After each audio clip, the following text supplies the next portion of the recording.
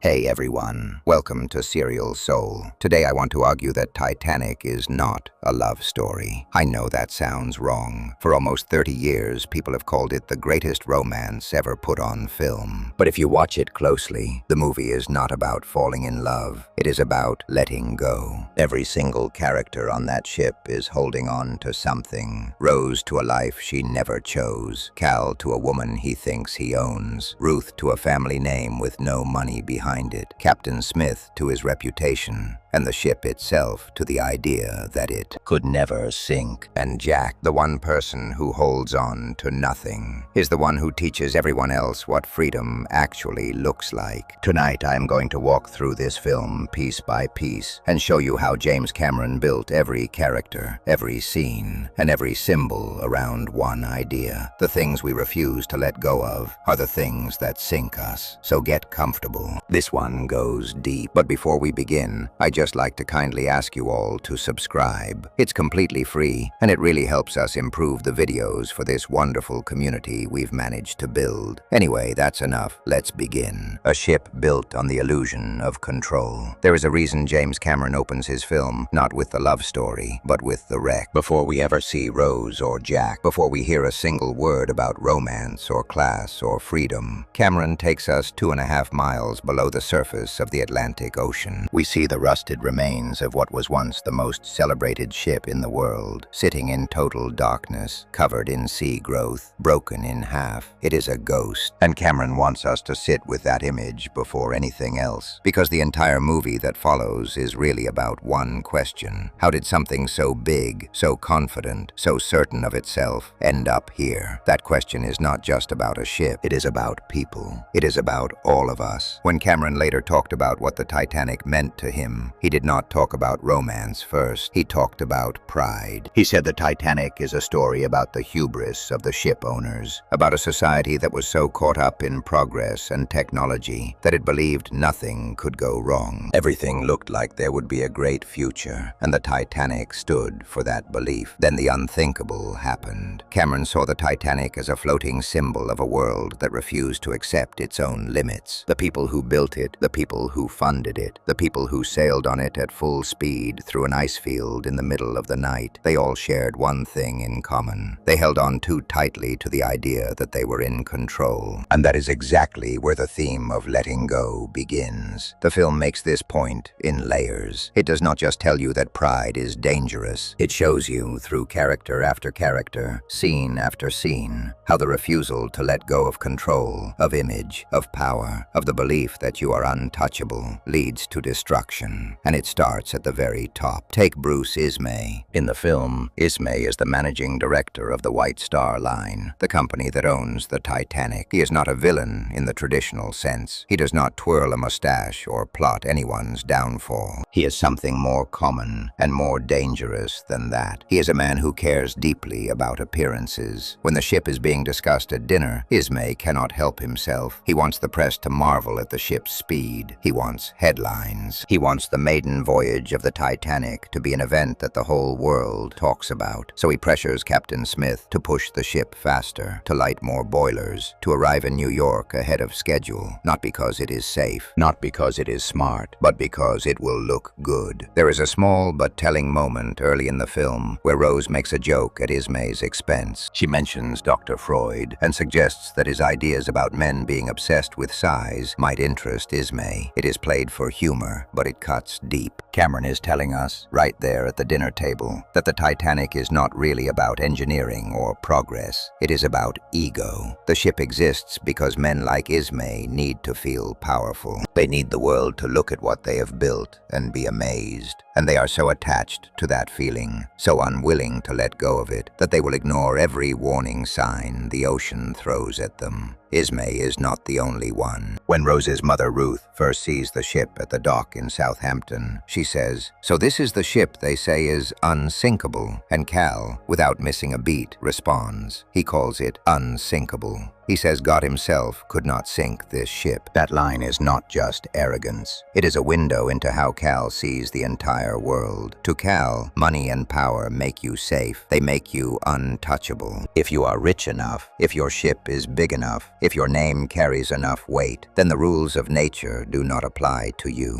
Cal says that line with total confidence, the way someone talks about something they have never once doubted. And that confidence, that absolute refusal to consider the possibility that things could go wrong, is the seed of everything that follows. Cameron layers this idea even further through the character of Thomas Andrews, the man who designed and built the Titanic. Andrews is the opposite of Ismay and Cal in almost every way.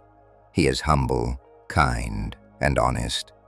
He does not brag about the ship.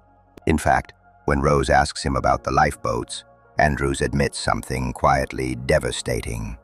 He tells her that the ship was designed to carry more lifeboats, that he had installed new davits capable of holding extra boats, but he was overruled. Someone decided the deck would look too cluttered with too many lifeboats.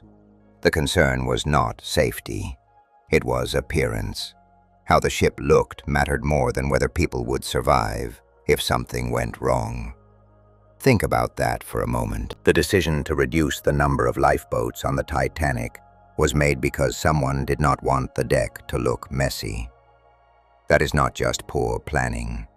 That is a kind of madness. It is the madness of people who are so sure nothing will go wrong that they sacrifice real protection for the sake of keeping things pretty.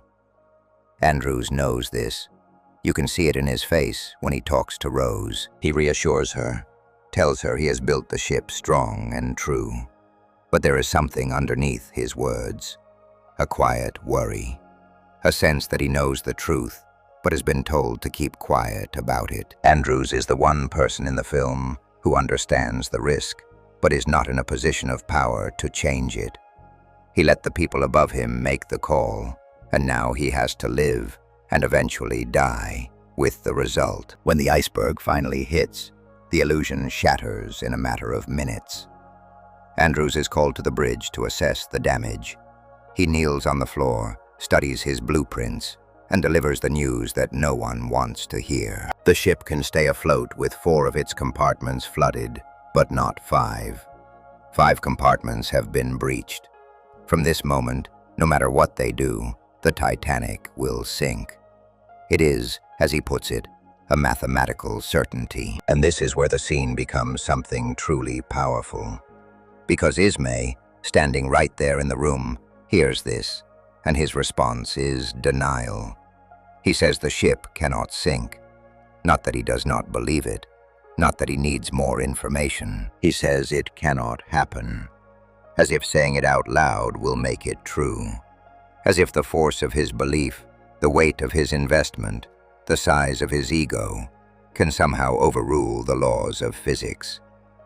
Andrews, calm but shaking, tells him plainly, she is made of iron. She can sink, and she will. That exchange is the heart of this entire section, and really, the heart of the entire film's opening argument. 2 men standing in a room, one accepting reality, and one refusing to. One letting go of the fantasy, and one gripping it with both hands. Andrews is not happy about what he is saying.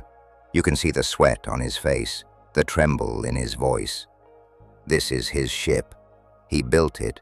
He loves it. But he also respects the truth enough to say it out loud, even when it is the worst thing anyone in that room could hear. Ismay cannot do that. Ismay is still holding on, and Captain Smith is somewhere in between. Smith is a man who has spent his entire career at sea. He knows the ocean. He knows the risks. But he also knows who pays his salary.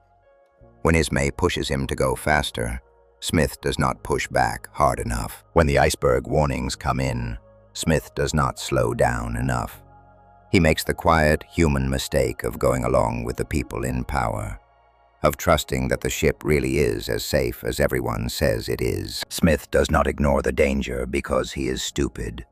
He ignores it because he has been told, over and over again, by people with money and authority, that there is nothing to worry about.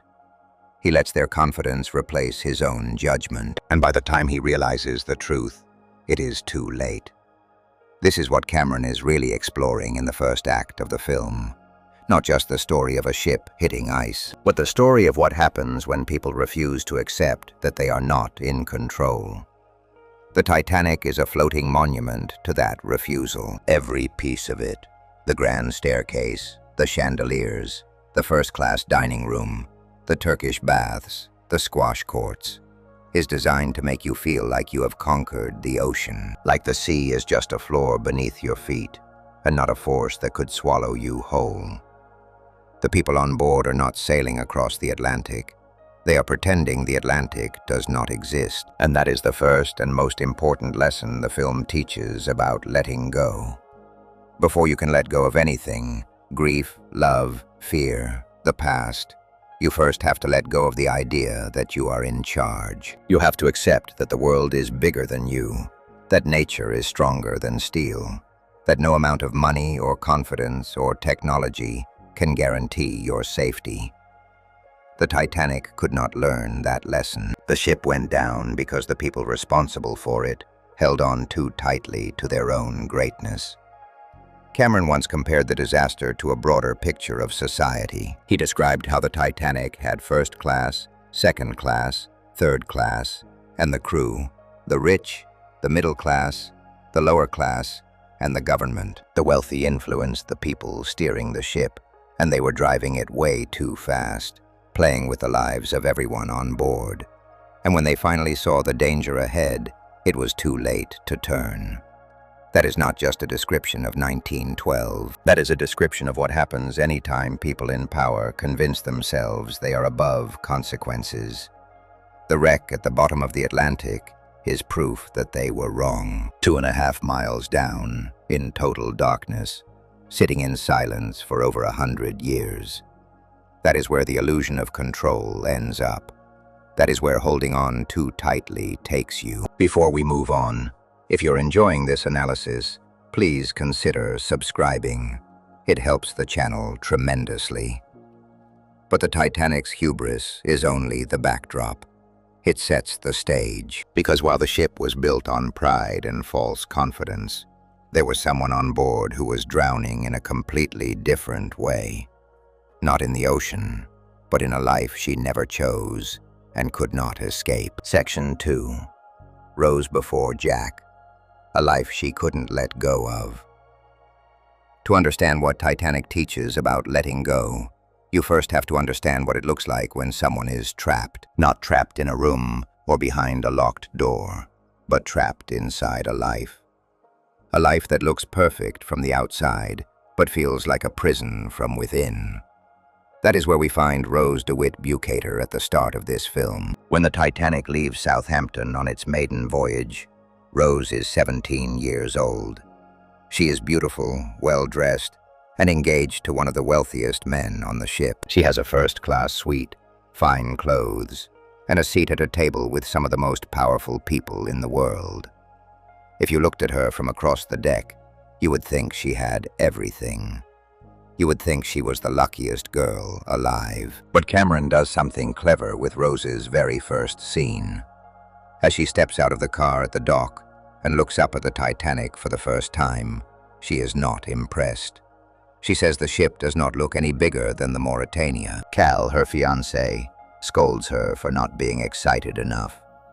He tells her she can be uninterested about some things, but not about the Titanic. He has pulled every string to book them on the grandest ship in history, in the most expensive suites, and she acts as though she is going to her own execution. That last detail matters. Cal says it as a joke, something light and teasing, but Rose is not laughing, because for her, it is not a joke. That is exactly how she feels. She is walking toward a future she did not choose, and every step forward feels like a step closer to a life sentence. To understand why, you have to know what happened before the ship. Rose's father died, and when he did, he left the family with nothing but debt. Her mother, Ruth, is terrified of losing their place in high society. The money is gone, but Ruth cannot let go of the lifestyle. She cannot accept that the family has fallen. So she does what women in her position were expected to do in 1912. She arranges a marriage. She pushes Rose toward Caledon Hockley, the son of a Pittsburgh steel tycoon, a man who is rich enough to erase their debts and keep the DeWitt Bucator name respectable. Ruth does not ask Rose if she wants this. She does not ask if Rose loves Cal or even likes him. It does not matter. What matters to Ruth is keeping up appearances, staying in the right circles, being seen at the right tables. And if that means trading her daughter's happiness for financial security, then that is a price Ruth is willing to pay. This is the first layer of what Rose is unable to let go of, the expectations of her mother. Ruth controls everything. She will not let Rose smoke. She will not let Rose spend time with people she disapproves of. She will not allow Rose to attend university. She decides what Rose wears, who she speaks to, and how she behaves. And she has arranged this match with Cal, as if Rose were a piece of property, being transferred from one owner to another. Rose knows this. She feels it every day. But she cannot bring herself to break away, because breaking away from her mother means breaking away from everything she has ever known. It means giving up her name, her social position, her family, and her entire world. And at 17 years old, standing on the deck of a ship in the middle of the Atlantic, that feels impossible. Then there is Cal. If Ruth is the person who built the cage, Cal is the lock on the door. Cal does not love Rose. He loves what Rose represents. He loves having a beautiful, well-bred woman on his arm. He loves that other men envy him when they see her. He loves the idea of owning her the way he owns his other possessions, completely and without question. When Rose says something clever at dinner, like her comment about Dr. Freud and men being obsessed with size, Cal does not laugh or admire her intelligence. He tells Molly Brown that he may have to start controlling what Rose reads from now on. Think about that. His fiancée says something witty, and his first thought is to limit her access to books. That is not the response of a man who loves a woman. That is the response of a man who sees a woman stepping out of line. Cal gives Rose the heart of the ocean, a massive blue diamond necklace, not as a gift of love, but as a symbol of ownership. He tells her it symbolizes his feelings for her, but what it really does is remind her, and everyone around her, that she belongs to him. The necklace is beautiful, but it is heavy. Rose herself later describes it as a dreadful, heavy thing. That is not how you talk about a gift from someone you love. That is how you talk about a chain. And the thing is, Rose sees all of this clearly. She is not blind to what is happening.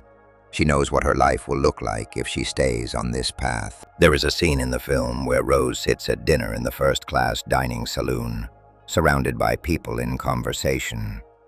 Cal and Ruth are laughing together. Everyone around her is talking, but Rose is staring at her plate, not listening, completely disconnected from the world she is sitting in. And in voiceover, the older Rose tells us what the younger Rose was thinking in that moment. She says she saw her whole life as if she had already lived it. An endless parade of parties, yachts, and polo matches. Always the same narrow people, the same mindless chatter. She says she felt like she was standing at a great precipice with no one to pull her back. No one who cared, or even noticed.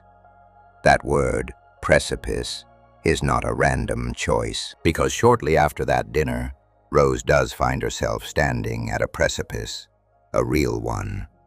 She runs through the ship at night, past the grand rooms and the polished hallways, all the way to the very back of the vessel. She climbs over the railing at the stern and stands on the other side, her back to the ship, her face to the dark ocean below. She is gripping the rail behind her, looking down at the black water churning from the propellers, and she is ready to jump. She is ready to end her life rather than keep living the one she has been given. This is the moment that tells you everything about what Titanic is really about. Rose is not on the edge of that ship because she is weak. She is not there because she is dramatic or attention-seeking. She is there because she has looked at her future and seen nothing in it worth staying alive for. She is engaged to a man who treats her like a trophy. Her mother uses her like a bargaining chip. The people in her social circle talk without saying anything meaningful. She has money, beauty, status, and comfort, and none of it makes her feel alive. She has everything a person is supposed to want, and she is miserable. And the reason she is miserable is because she is holding on. She is holding on to the role her mother created for her. She is holding on to the engagement she did not choose. She is holding on to a version of herself that other people built, a version that smiles at the right times and says the right things and never causes a scene. She is holding on to all of it because she does not know how to let go. She does not know there is another way. Nobody has ever shown her one. Then Jack appears. He is lying on a bench nearby, looking up at the stars, and he sees her climb over the railing. He does not know who she is. He does not know about Cal or Ruth, or the debts, or the engagement. All he sees is a girl about to jump into freezing water. So he walks over and talks to her, not with panic, not with commands, just a conversation. He tells her that if she lets go, he is going to have to jump in after her. She tells him that is absurd. The fall alone would kill him. He says he is more worried about the cold. He tells her about growing up in Chippewa Falls, Wisconsin, and going ice fishing with his father on Lake Wissota. He tells her what it feels like to fall into freezing water, like 1,000 knives stabbing you all over your body. He says you cannot breathe, you cannot think, you can only feel the pain. And then he looks at her and says the water down there is even colder than that. He is not trying to guilt her out of jumping. He is not telling her she has so much to live for, the way someone who does not understand would. He is being honest. He is saying, this is what it will feel like. This is the reality of what you are about to do. And in that honesty, something shifts. Because no one in Rose's life has ever been honest with her. Not her mother, not Cal, not the people at those endless dinner parties. Everyone in Rose's world speaks in code and pretends everything is fine. Jack is the first person to simply talk to her like a real person. He convinces her to climb back over. She reaches for his hand, and as she turns, her foot slips on her evening gown, and she falls. She screams, dangling over the edge of the ship, and Jack grabs her and pulls her back over the railing. They tumble onto the deck together, and that is how the crew finds them. Rose on top of Jack, her dress torn, both of them breathing hard. It looks bad. Cal assumes the worst. But Rose covers for Jack, tells Cal she was leaning over to look at the propellers and slipped. Cal does not believe her, but he accepts the story because it saves face. And here is what matters about this scene. Rose does not let go. She almost does, but she does not jump. She grabs Jack's hand instead. And that choice, the choice to reach for someone rather than fall alone, is the first time in the entire film that Rose makes a decision for herself, not for her mother, not for Cal, not for society, for herself. She chooses to live. She does not yet know what living will look like, but she chooses it. Later in the film, Rose describes what the Titanic really was to her. Everyone else called it the ship of dreams, and she agreed that it was. But for her, it was a slave ship, taking her back to America in chains. That line is the key to understanding everything about Rose before Jack enters her life. She is a passenger on the most celebrated vessel in the world, and she feels like a prisoner.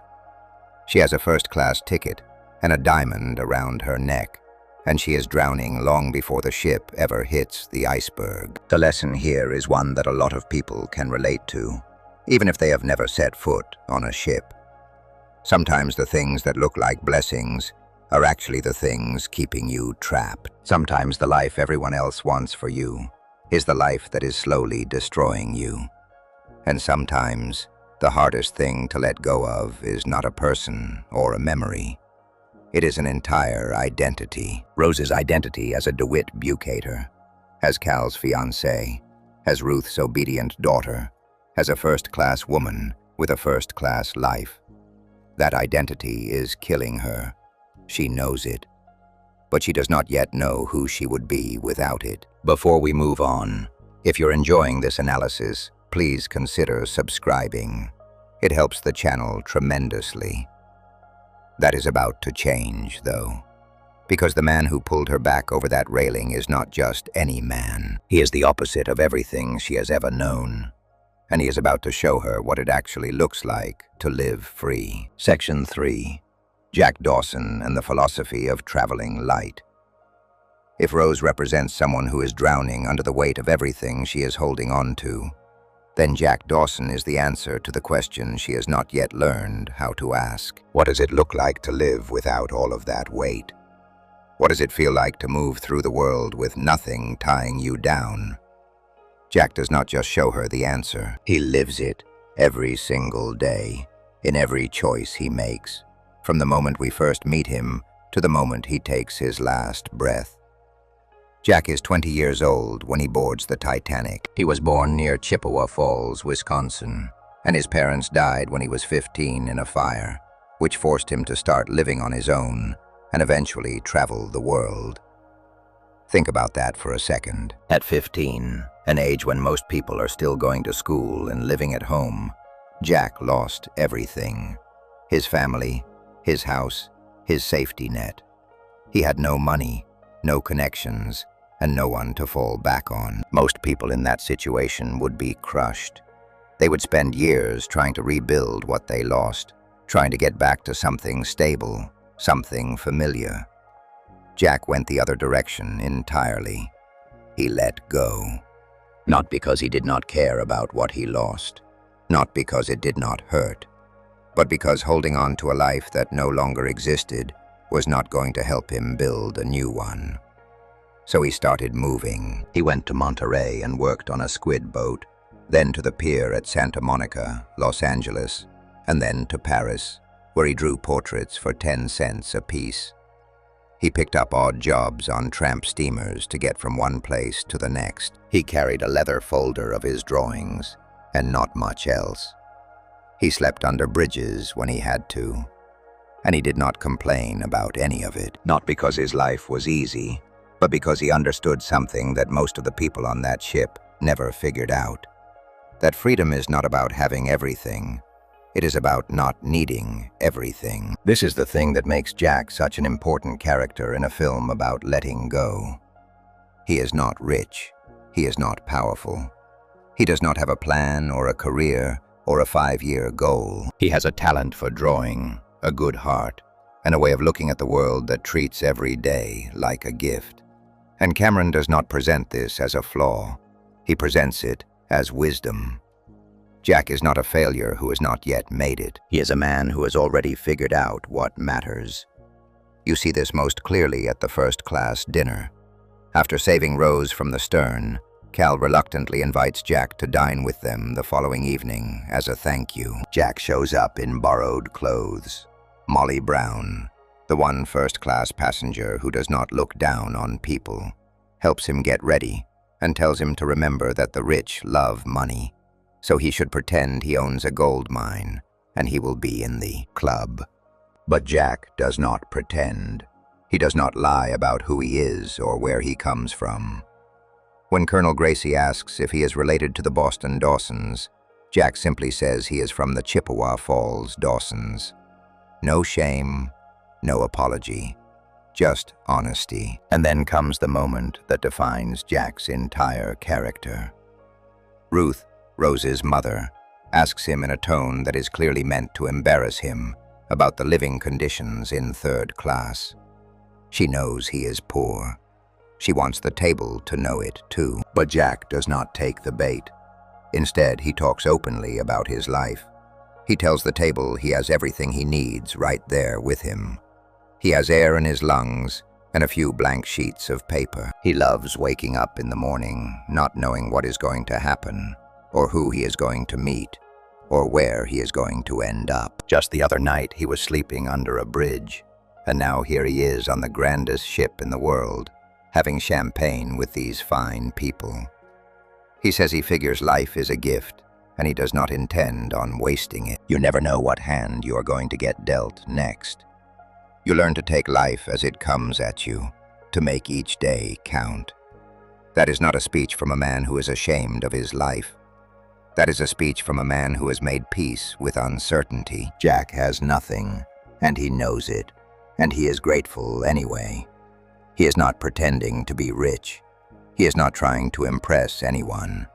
He is simply saying, "This is who I am, this is how I live, and I would not trade it for anything you have." Molly Brown raises her glass and says, "Well said."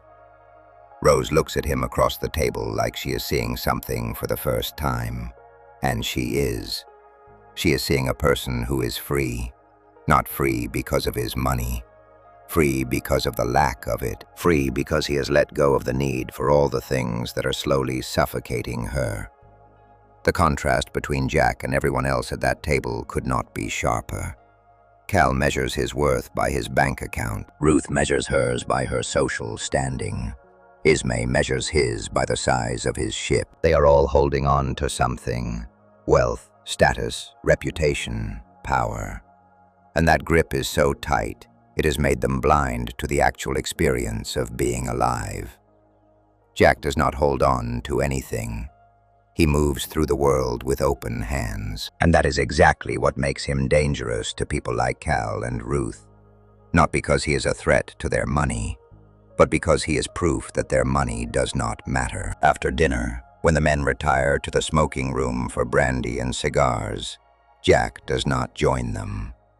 He is not interested in performing for those people any longer than he has to. Instead, he slips Rose a note asking her to meet him at the clock on the grand staircase.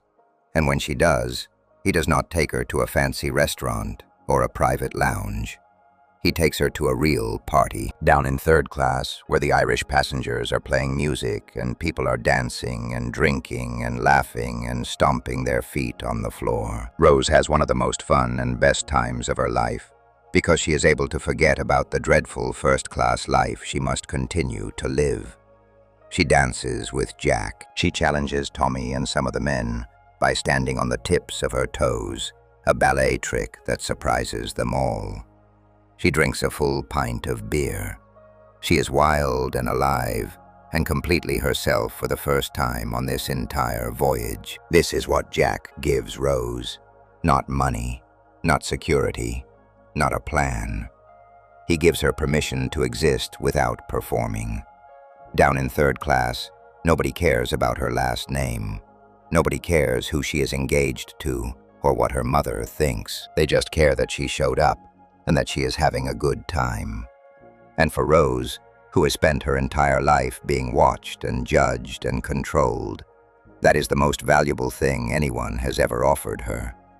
But Jack is not just a fun time. He is also honest in a way that nobody in Rose's life has ever been. There is a scene later in the film where Jack finds Rose on the boat deck and speaks to her privately. He tells her directly that she is no picnic and that she can be a spoiled brat. But underneath that, she is the most amazing, wonderful woman he has ever known. He tells her he is not an idiot. He knows how the world works. He has $10 in his pocket and nothing to offer her, and he knows that. But he is too involved now. You jump, I jump, remember? He says he cannot turn away without knowing she will be all right. And then he says the thing that cuts through everything. He tells her they have got her trapped, and she is going to die if she does not break free. Maybe not right away because she is strong. But sooner or later, the fire he loves about her is going to burn out. Nobody in Rose's life has ever said anything like that to her. Not her mother. Not Cal, not her friends. Nobody has ever looked at her situation and named it for what it is, a trap. and nobody has ever cared enough to tell her that staying in it will destroy her. Jack does. Not because he wants something from her, not because he is trying to win her over, but because he sees her. He actually sees who she is, underneath all the jewelry and the gowns and the family name, and he does not want to watch that person disappear. This is what makes Jack more than just a love interest. He is the film's argument for a different way of living. He shows that you do not need a fortune to be rich. You do not need a title to have worth. You do not need a plan to have a purpose. All you need is the ability to see the world clearly, to be honest about what you feel, and to let go of the things that do not serve you. Jack lost his parents at 15, and instead of letting that tragedy turn him bitter or desperate, he let it teach him. He learned that life is short and unpredictable, and that the only real sin is wasting it on things that do not matter. His sketchbook is the perfect symbol of this. Jack carries a folder full of drawings everywhere he goes. These are not sketches of buildings or landscapes. They are drawings of people, living real lives. A one-legged prostitute in Paris, a woman at a bar. Hands, faces, eyes. Jack draws people because he pays attention to them. He notices them. He sees the beauty in ordinary lives that most people walk past without a second look. When Rose flips through his drawings, she is amazed, not because the technique is perfect, but because the drawings have life in them. They have truth. She tells him he sees people, and Jack quietly, simply says, "I see you." That is the heart of Jack Dawson, not the charm, not the good looks, not the adventure. It is the fact that he pays attention. In a world full of people who only look at surfaces, at money, at clothes, at names, Jack looks deeper. He sees Rose not as a first-class passenger, or Cal's fiancée, or Ruth's daughter, but as a person who is suffocating, a person who has fire in her, a person who deserves more than the life she has been handed. Jack does not save Rose by pulling her off the railing at the stern. That was just the beginning. He saves her by showing her that another kind of life exists. A life where you wake up every morning, not knowing what is going to happen. And that is the whole point. A life where you carry your world in a leather folder, and your wealth is measured in experiences, not possessions. A life where you let go of everything that does not matter, so you can hold on to the things that do. Before we move on, if you're enjoying this analysis, please consider subscribing. It helps the channel tremendously. But showing someone that another life exists is one thing. What happens when the world those two lives come from, the rich and the poor, the first class and the third, refuses to let them cross over? Because on the Titanic, the walls between classes were not just social, they were physical. And those walls are about to become the difference between who lives and who dies. Section 4. Class walls. What society refuses to let go of. So far, we have talked about a ship that could not let go of its own pride, a woman who could not let go of a life chosen for her, and a man who let go of everything and found freedom. But there is a bigger force at work in Titanic than any individual character. It is the system they all live inside, the class system. And that system is, in many ways, the most stubborn example of holding on in the entire film. Because while individual people can change their minds and make different choices, a system built on separating people into levels of worth does not change easily. It holds on, it digs in, and in Titanic, it kills.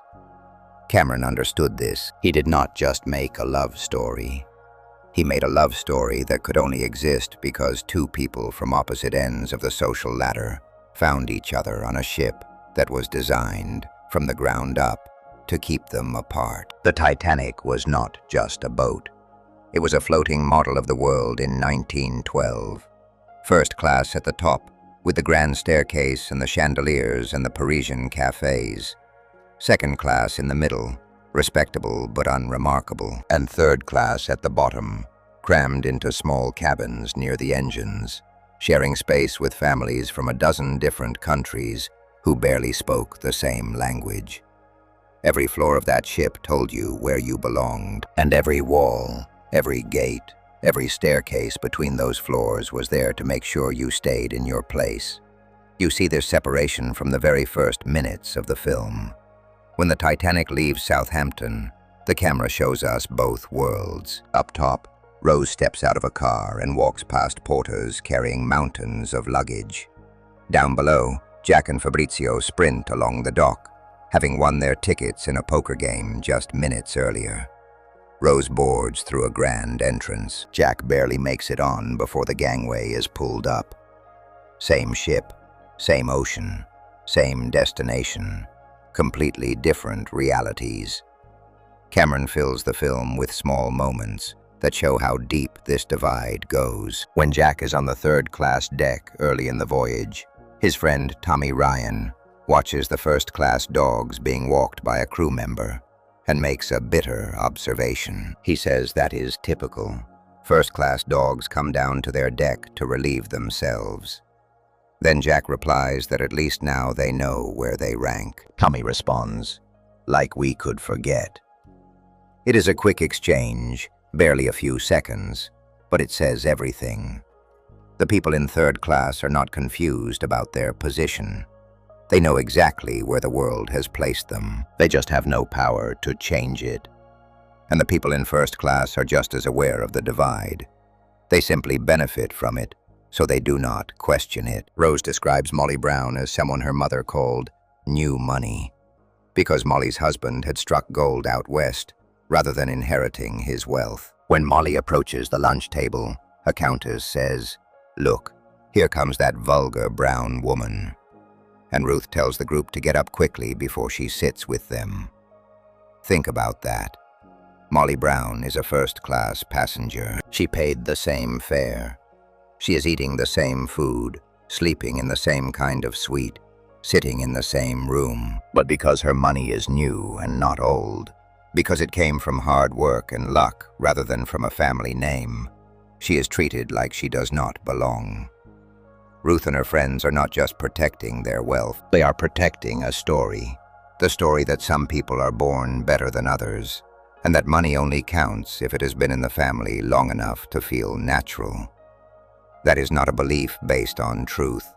That is a belief based on fear. The fear that if they let someone like Molly in, the whole structure crumbles. That if the walls come down, their position at the top means nothing. Cal is the sharpest example of this. When he first sees Jack after the Stern incident, Cal does not thank him. He looks at Jack the way you might look at something stuck to your shoe. He calls Jack filth. He cannot even process the idea that a third-class passenger could have anything of value to offer, let alone save the life of his fiancée. Cal eventually agrees to invite Jack to dinner, but only because Rose pushes him into it, and even then, he treats it like a joke. When Jack arrives cleaned up and in a borrowed suit, Cal says, "Dawson, that's amazing." You could almost pass for a gentleman. Almost. That word does a lot of heavy lifting. It means no matter what Jack does, no matter how he looks or speaks, he will never truly be accepted. He is being allowed to visit first class, the way a tourist visits a museum. He can look, but he does not belong. And Ruth is even more direct about it. When she finds out Rose has been spending time with Jack, she forbids it. She tells Rose she is not to see that boy again. She does not ask what Jack is like.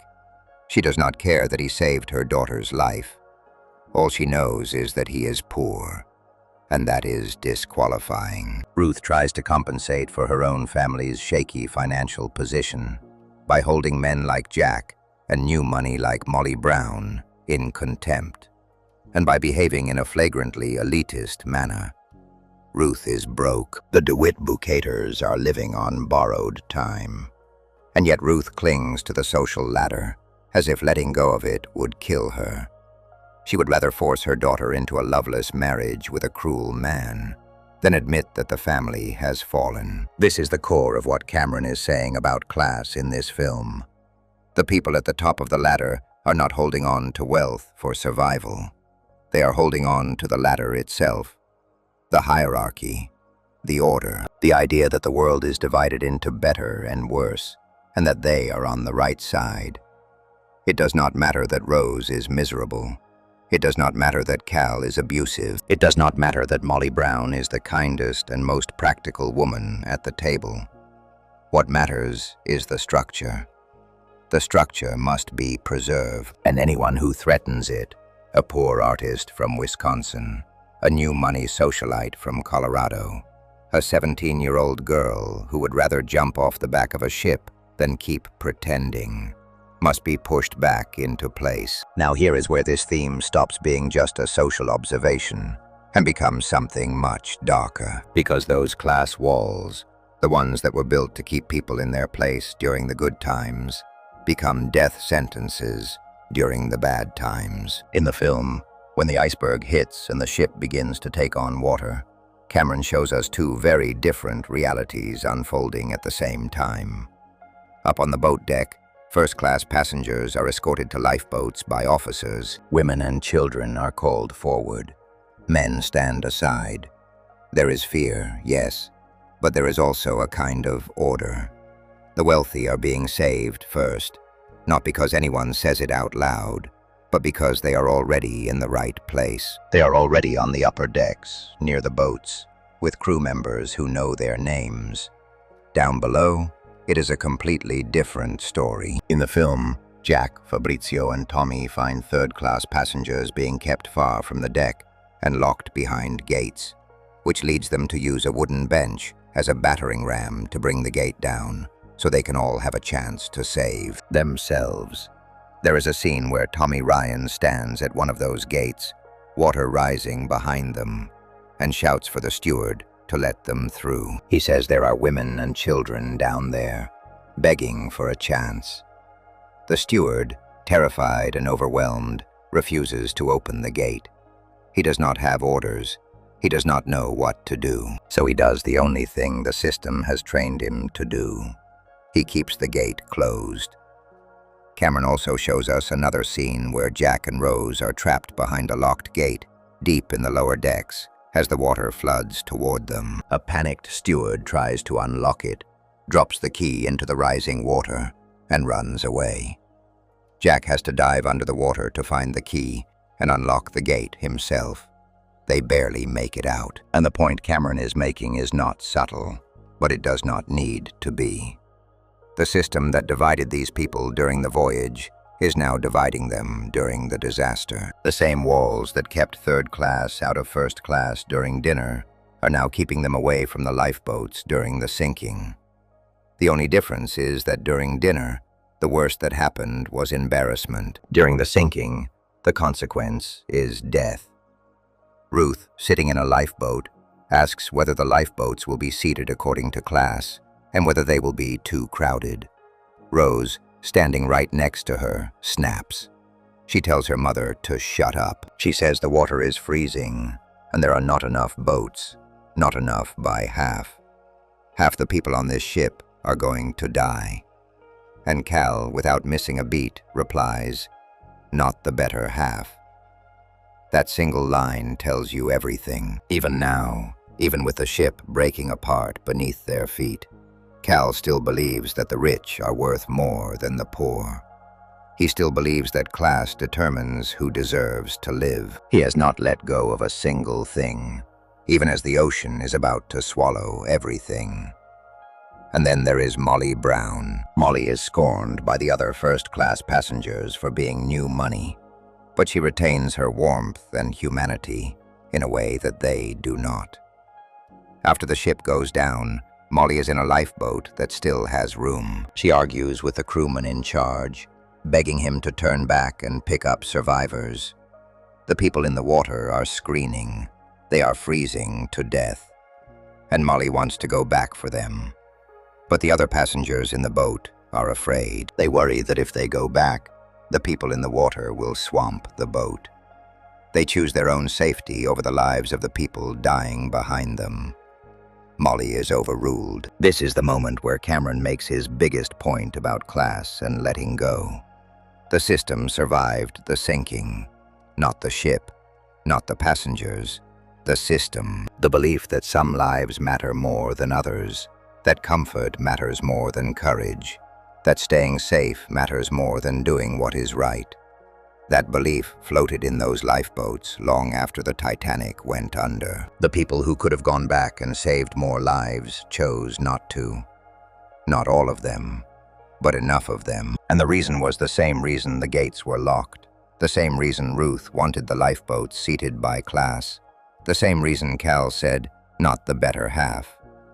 The system told them they were worth more, and they held on to that belief, even as 1,500 people froze to death in the water around them. Now, it is important to note here that the historical reality of what happened to third-class passengers on the real Titanic is more complicated than what Cameron shows in the film. There is actually no direct evidence that passengers were deliberately locked below, and the idea that they were intentionally sacrificed is a misconception, though significantly more third-class passengers did die than first-class ones. Some gates on the real ship were kept closed as part of immigration regulations, not as a deliberate choice to let people drown. Many third-class passengers were simply too far from the lifeboats and too unfamiliar with the ship's layout to reach safety in time. But Cameron chose to dramatize the gates as a powerful symbol, because whether or not every gate was physically locked, the effect was the same. The class system created barriers, both visible and invisible, that made it harder for the poorest passengers to survive. That is a fact that no one disputes. And that is the lesson this section carries about letting go. Some of the things we hold on to are not personal. They are bigger than us. They are built into the way our world works. The idea that people can be sorted into first class and third class, that some people deserve more comfort, more safety, more life than others. That idea did not die with the Titanic. It is still with us. It shows up whenever someone is denied help because of where they come from. It shows up whenever someone's worth is measured by their bank account, rather than their character. It shows up whenever the gates, real or invisible, stay closed while people on the other side are drowning. Before we move on, if you're enjoying this analysis, please consider subscribing. It helps the channel tremendously.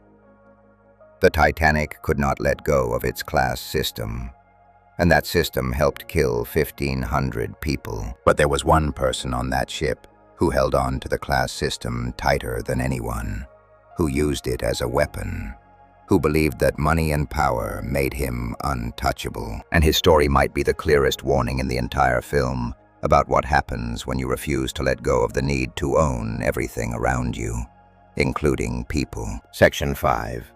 Cal Hockley. Possession disguised as love. Every story about letting go needs a character who shows you what happens when someone refuses to do it. In Titanic, that character is Caledon Hockley. Cal is not just the villain of the film, he is the film's clearest warning. He is what it looks like when a person's entire identity is built on owning things: money, status, objects, and most dangerously, other people. Cal holds on to everything with an iron grip, and by the end of the film, that grip has cost him everything he ever had. When we first meet Cal, he does not seem like a monster. He seems like a wealthy man who is used to getting what he wants. He is 30 years old, well-dressed, confident, and stepping out of an expensive car at the Southampton docks. He is the son of Nathan Hockley, a Pittsburgh steel tycoon, which means Cal did not build his fortune. He inherited the promise of one. He is on his way to New York to claim it, and he is bringing his 17-year-old fiancée, Rose, with him. On the surface, it looks like a fairy tale. A rich man, a beautiful girl, a maiden voyage on the grandest ship ever built. But Cameron does not let that surface hold for long. The first sign that something is wrong comes in the car, before they even step onto the ship.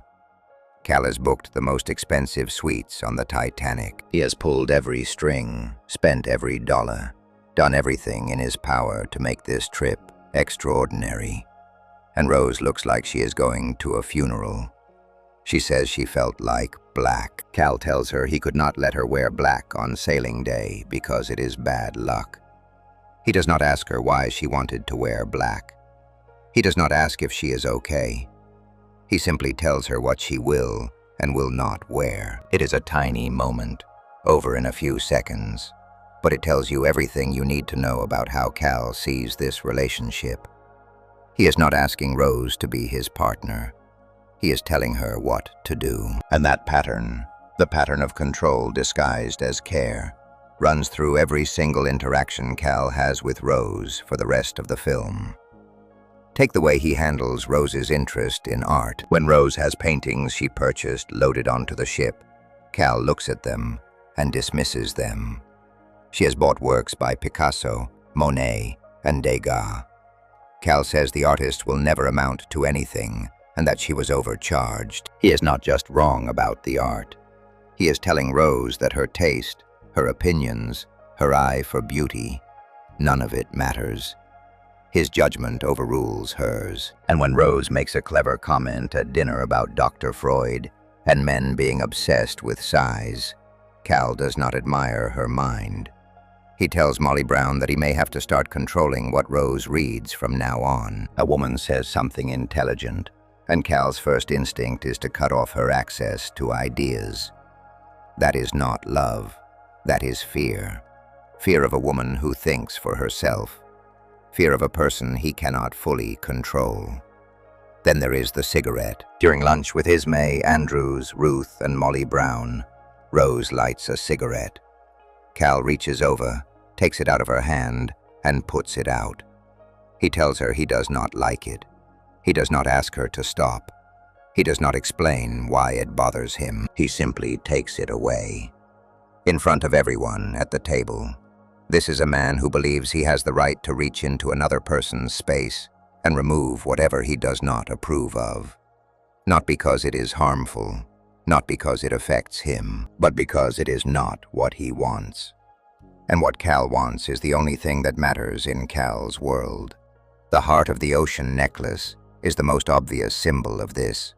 Cal presents it to Rose as a gift, a token of his love and commitment. He tells her it was once worn by King Louis XVI before he lost his head in the Revolution. He says it symbolizes his heart. But think about the context. Cal gives her this necklace right after she almost jumped off the back of the ship. He does not give it to her because he understands her pain. He gives it to her because he senses he is losing her. And this is the only language he speaks, the language of things. If she is pulling away, give her something expensive. If she is unhappy, buy her something shiny. Cal does not know how to connect with Rose as a person, so he tries to anchor her with objects. The necklace is not a gift, it is a leash, and Rose feels the weight of it. She later describes it as a dreadful, heavy thing. She only wore it once, and it was not for Cal. Everything escalates after Cal's bodyguard, Lovejoy, reports back that Rose was seen at a party in 3rd class, dancing with Jack. This is the moment when Cal's mask comes off completely. The next morning at breakfast, Cal's rage is barely contained. He throws the breakfast table over, sending plates and cups crashing to the floor. He stands over Rose, who is now sitting in her chair, visibly frightened, and delivers a threat that has nothing to do with love. He tells her she is his wife in practice, if not yet by law, and that she will honor him the way a wife is required to honor a husband. There is no affection in those words. There is no concern. There is only ownership. Cal does not say, "I love you, and it hurts me that you were with someone else." He says, "You belong to me, and you will do as I say." That moment is the turning point for Rose. She sees it clearly now. The man sitting across from her is not a partner. He is a warden. And the marriage she has been told will save her family is really just a different kind of prison. Cal does not want a wife. He wants a possession, something beautiful and expensive that other men will envy, like the paintings on the wall or the diamond around her neck. Rose is just another object in Cal's collection, and as long as she stays polished and obedient, he will treat her well. But the moment she shows a will of her own, the moment she reaches for something he did not approve, the violence comes out.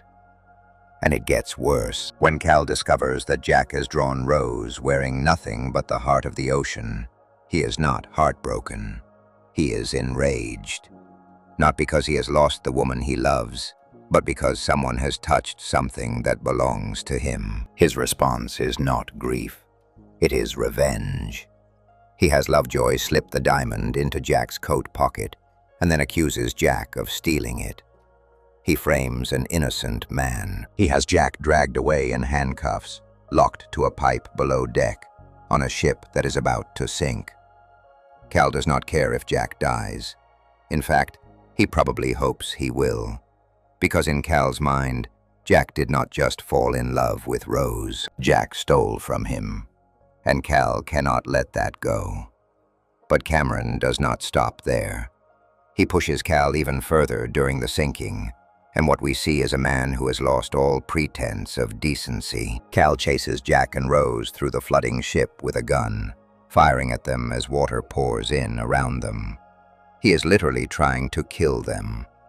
When he runs out of bullets and the water is rising to his waist, he starts laughing. He says to himself, "I put the diamond in the coat, and I put the coat on her."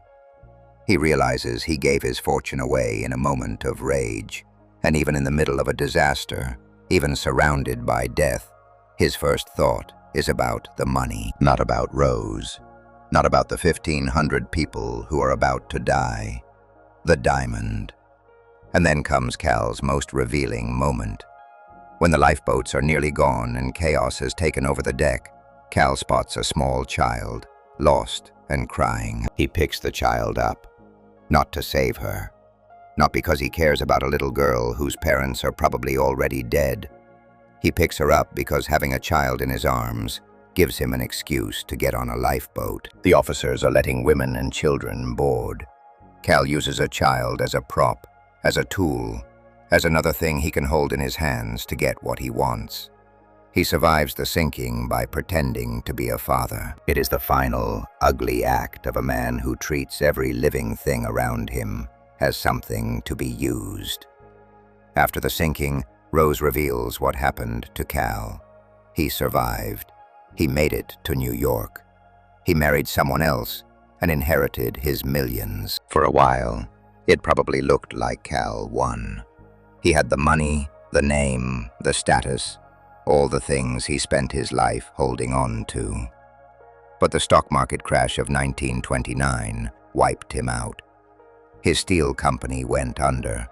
His fortune disappeared. And when the money was gone, Cal put a pistol in his mouth and pulled the trigger. Rose read about it years later. She also read that after Cal died, his widow, his children, and the rest of his family fought over the scraps of his ruined estate like hyenas.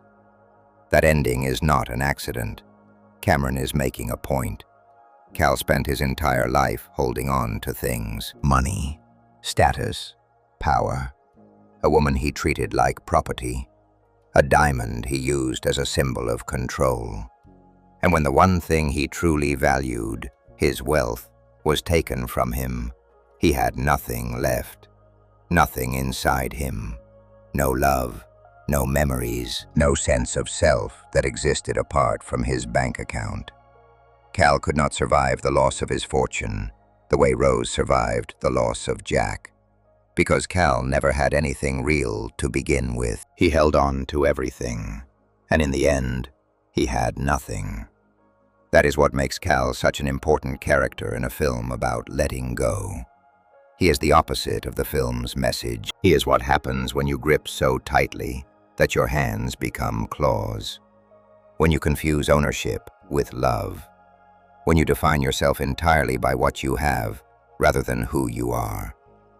Cal is a cautionary tale dressed in a tailored suit, and the tragedy is not just that he destroyed himself. It is that he almost destroyed Rose along the way. But he did not, because Rose made a choice. She chose to leave the lifeboat. She chose to go back for Jack. She chose the man who had nothing over the man who had everything. And in doing so, she did not just reject Cal. She rejected everything Cal stood for. The idea that love can be bought, that people can be owned, and that money is the same thing as meaning. Before we move on, if you're enjoying this analysis, please consider subscribing. It helps the channel tremendously. Rose chose something else entirely. She chose trust. She chose to step out onto the bow of a ship, close her eyes, spread her arms, and fall into a feeling she had never known before. And that moment, the moment she finally let go of fear and gave herself over to something real, is where the whole story changes. Section 6. I'm flying. The moment Rose begins to release. There is a reason this is the most famous scene in the entire film. Not because it is romantic. Not because the sunset is beautiful. Not because the music swells at exactly the right moment. It is the most famous scene in Titanic because it is the exact moment a person lets go. Not of a railing, not of a hand, but of everything she has been carrying. The fear, the duty, the weight of a life she did not choose. For 3 seconds, standing on the bow of the Titanic with her arms stretched wide and the wind in her face, Rose DeWitt Bukater is free. And the audience can feel it. That is why we remember it. That is why it became one of the most recognizable images in movie history. Because deep down, every single person watching knows what it feels like to wish they could do that.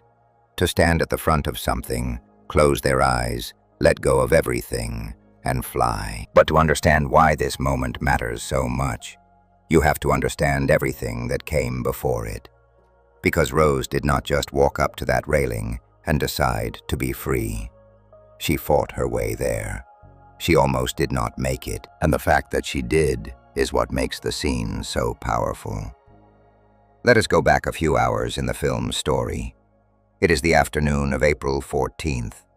Rose has spent the last day being pulled in 2 directions. On one side is Jack, the boy from 3rd class, who makes her laugh and think and feel alive. On the other side is her entire life, her mother, her fiancé, her social position, and every expectation that comes with being a DeWitt Bukater. That morning, Cal threw the breakfast table at her and told her she was his wife in practice, if not yet by law, and that she would honor him the way a wife is required to honor a husband.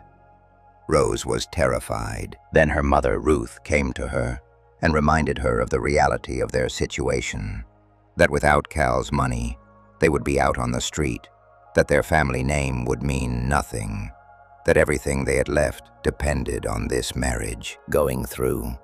Ruth even helped Rose into her corset as she explained this, literally tightening the strings around her daughter's body while tightening the chains around her future. So Rose did what she had always done. She gave in. She pushed Jack away. When Jack tried to approach her later that day, after a church service, Rose's words were polite but final. She basically told him, "Thank you for your concern, but she would be fine." It was a wall going up, and Jack could feel it. That is when the gym scene happens. Jack finds Rose in the 1st-class gymnasium, and this time, he does not hold back. He tells her she is no picnic. He tells her she is a spoiled little brat, even. But he says that under all of that, she is the most amazingly astounding, wonderful girl, woman, that he has ever known. He stumbles over his words. He admits he only has $10 in his pocket and nothing to offer her. But he says he is too involved now. He reminds her of their promise. You jump, I jump, remember? He says he cannot turn away without knowing she is going to be all right. That is all he wants. And then he says the thing that breaks through every wall she has built. He tells her they have got her trapped, that she is going to die if she does not break free. Maybe not right away, because she is strong. But sooner or later, that fire that he loves about her, that fire is going to burn out. Rose's answer is quick and defensive. She says it is not up to him to save her. And Jack agrees. He says she is right. Only she can do that. And then he walks away. He does not chase her. He does not beg. He tells her the truth, and then he gives her the space to decide what to do with it. That is the difference between Jack and Cal. Cal demands. Jack offers. Cal controls. Jack trusts. Cal grabs on tighter when Rose pulls away. Jack lets go and waits to see if she comes back. And she does come back. That evening, as the sun is going down over the Atlantic, the last sunset the Titanic will ever see, Rose goes looking for Jack. She finds him at the bow of the ship. This is the same spot where Jack stood earlier in the voyage, on the very first day, when he leaned over the railing with his arms wide and shouted that he was the king of the world. That moment was Jack's. A burst of joy from a kid who could not believe his luck, who had won a ticket on the grandest ship in the world and was riding the front of it like a wave. But now it is evening, and Jack is alone, and the mood is different. He is not celebrating. He is waiting. He does not know if Rose will come, but he is there, just in case. Rose walks up to him. She says, "Hello, Jack. I changed my mind." That line, "I changed my mind," is one of the most important lines in the entire film, because it is the first time Rose has made a choice that is entirely her own. Not her mother's choice, not Cal's choice, not society's choice. Hers. She changed her mind. She decided. She walked across the deck, past the class lines, past the rules, past everything she was told she was supposed to be, and she chose to be here, with this person, in this moment. And what happens next is where Cameron turns a love scene into something much deeper. Jack does not grab her. He does not kiss her. He does not make a big speech. He says one word. Shh. Then he says, "Give me your hand." He tells her to close her eyes. He tells her to step up. He tells her to hold on to the railing. He says, "Keep your eyes closed. Don't peek." And then, when she is standing on the lowest rung of the bow railing, with nothing between her and the open ocean but air, he asks her a question. One question. The most important question anyone can ask another person. "Do you trust me?" And Rose answers, "I trust you." Think about how far she has come to be able to say those 3 words. This is a girl who, just days ago, was standing at the back of this same ship, ready to throw herself into the ocean because she could not trust anyone. Not her mother, not her fiancé, not the world, not herself. She was alone in a crowd of people who were supposed to love her. She had no one to reach for. And now here she is, on the opposite end of the ship, eyes closed, arms open, putting her entire body and her entire future in the hands of a boy she met 4 days ago. The geometry of it is perfect. At the stern, she almost fell to her death. At the bow, she is about to learn how to fly.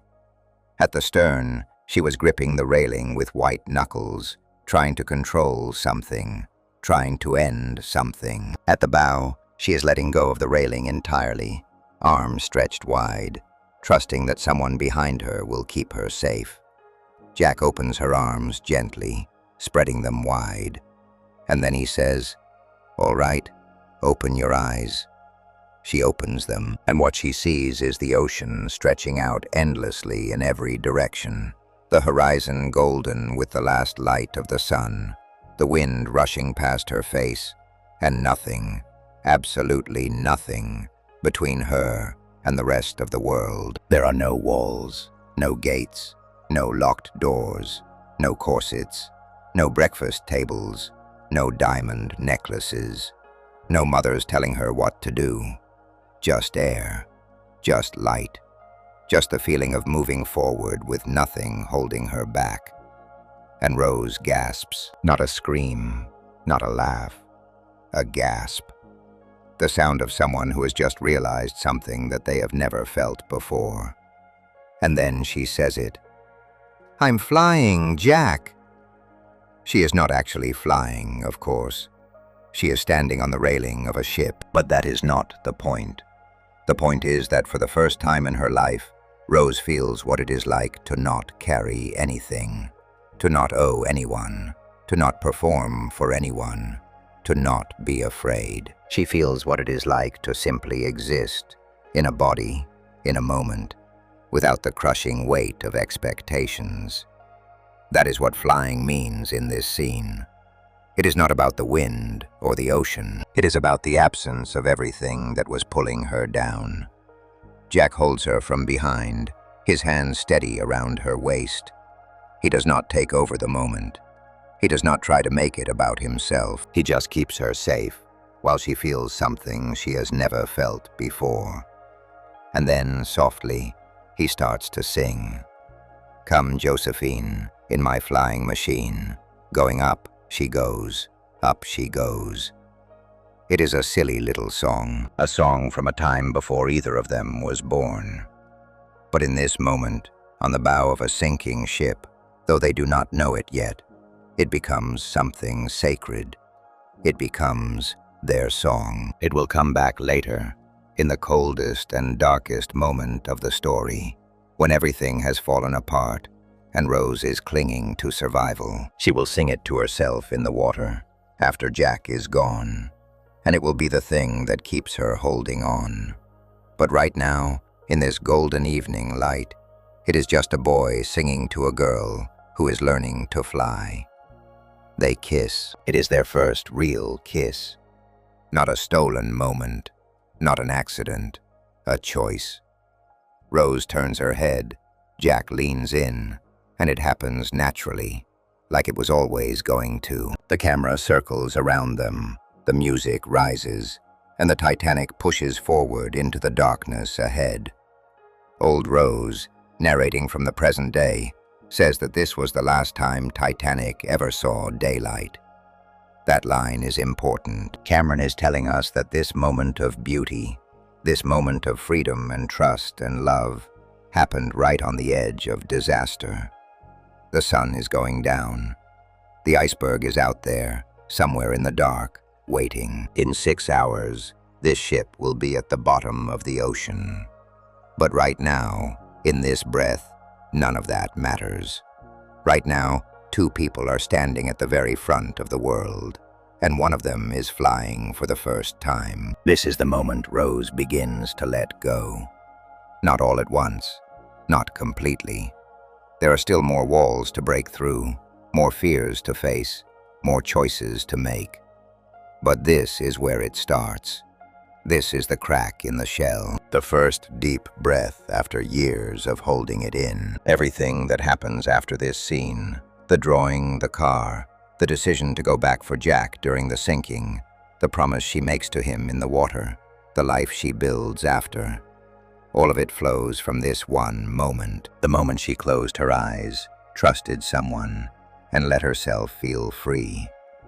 And the reason it works, the reason we believe it, is because of what Jack did right before it. He did not save her. He did not fix her. He did not convince her, or argue with her, or drag her to that railing. He told her the truth in the gymnasium, and then he let her go.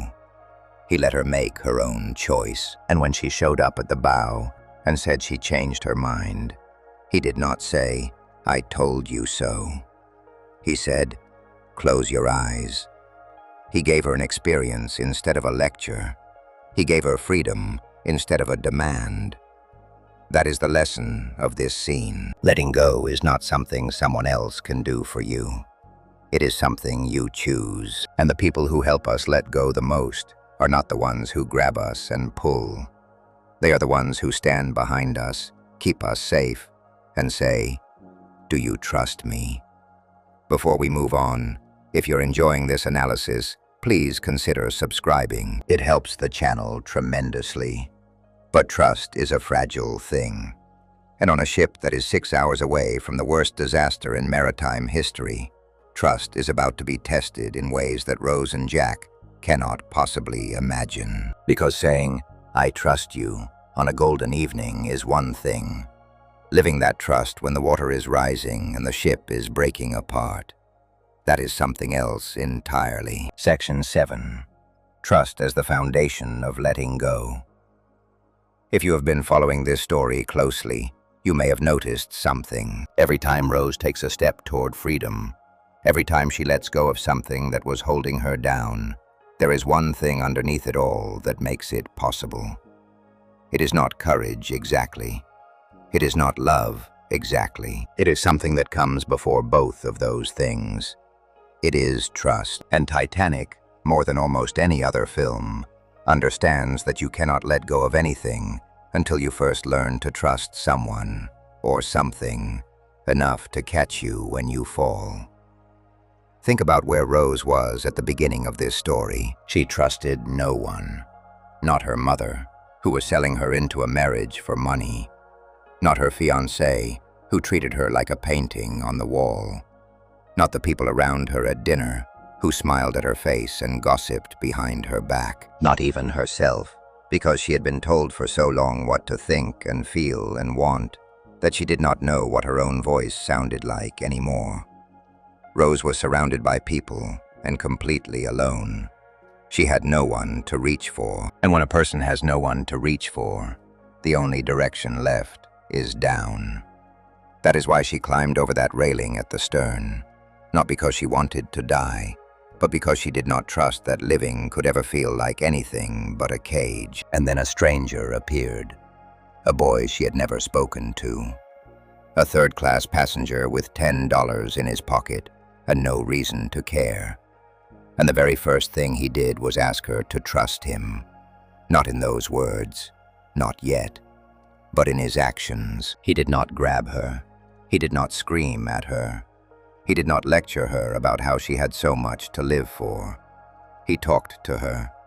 He told her about ice fishing on Lake Wissota. He told her the water would feel like 1,000 knives stabbing her all over her body. He was honest with her. He treated her like a person who could make her own choices. And then he said very simply that he was hoping she would come back over the railing and get him off the hook. That was the first seed of trust. Not a big, dramatic promise, just a boy being real with a girl, in a moment when everyone else in her life had been performing. Jack earned her trust, not by being heroic, but by being honest. And Rose, without even realizing it, made her first decision based on trust instead of fear. She reached back over the railing. She gave him her hand. She chose to come back. Now Cameron could have left it there. Boy saves girl, girl is grateful, story moves on. But Cameron understood something deeper. He understood that trust is not a single moment. It is a pattern. It has to be built, tested, broken, rebuilt, and proven over and over again before it becomes strong enough to hold the weight of real letting go. So he turns the entire film into a series of trust tests, each one bigger than the last, each one raising the stakes, until trust becomes the thing that separates who lives and who dies.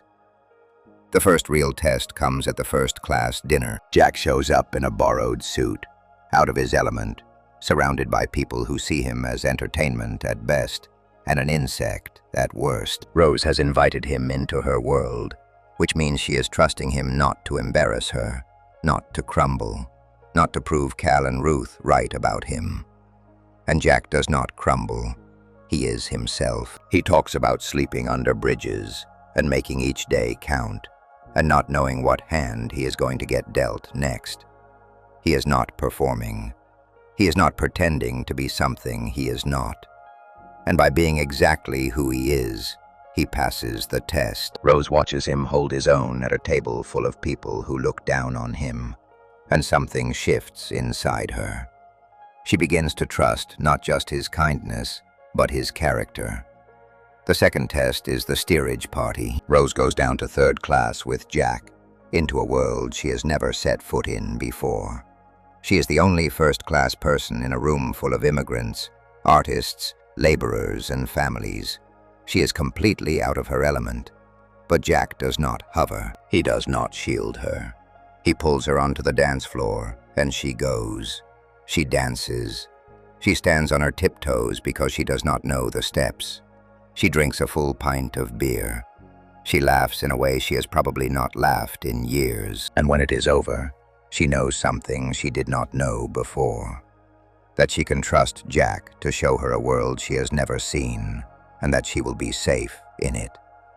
Then comes the gym scene, which we talked about in the last section. Jack tells Rose the truth about her situation, and it is not gentle. He calls her a spoiled brat. He tells her that fire inside her is going to burn out if she does not break free. Rose pushes back. She tells him it is not up to him to save her, and Jack agrees. He says she is right.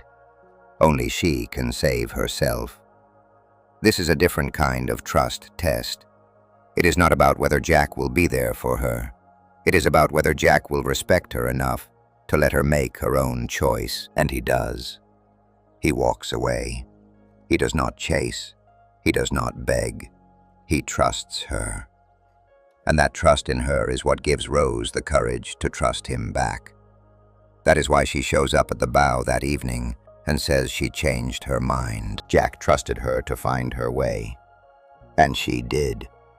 The bow scene itself is the most visible symbol of trust in the entire film. Jack asks Rose to close her eyes, step up on the railing, and stand at the very front of the ship, with nothing between her and the open water. He asks her, "Do you trust me?"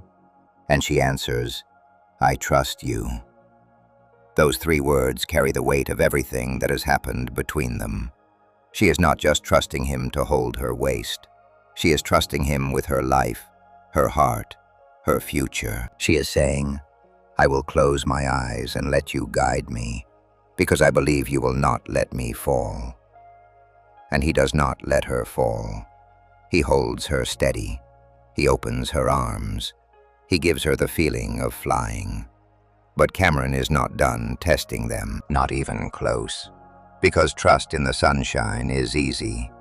Trust when the world is falling apart is something else entirely.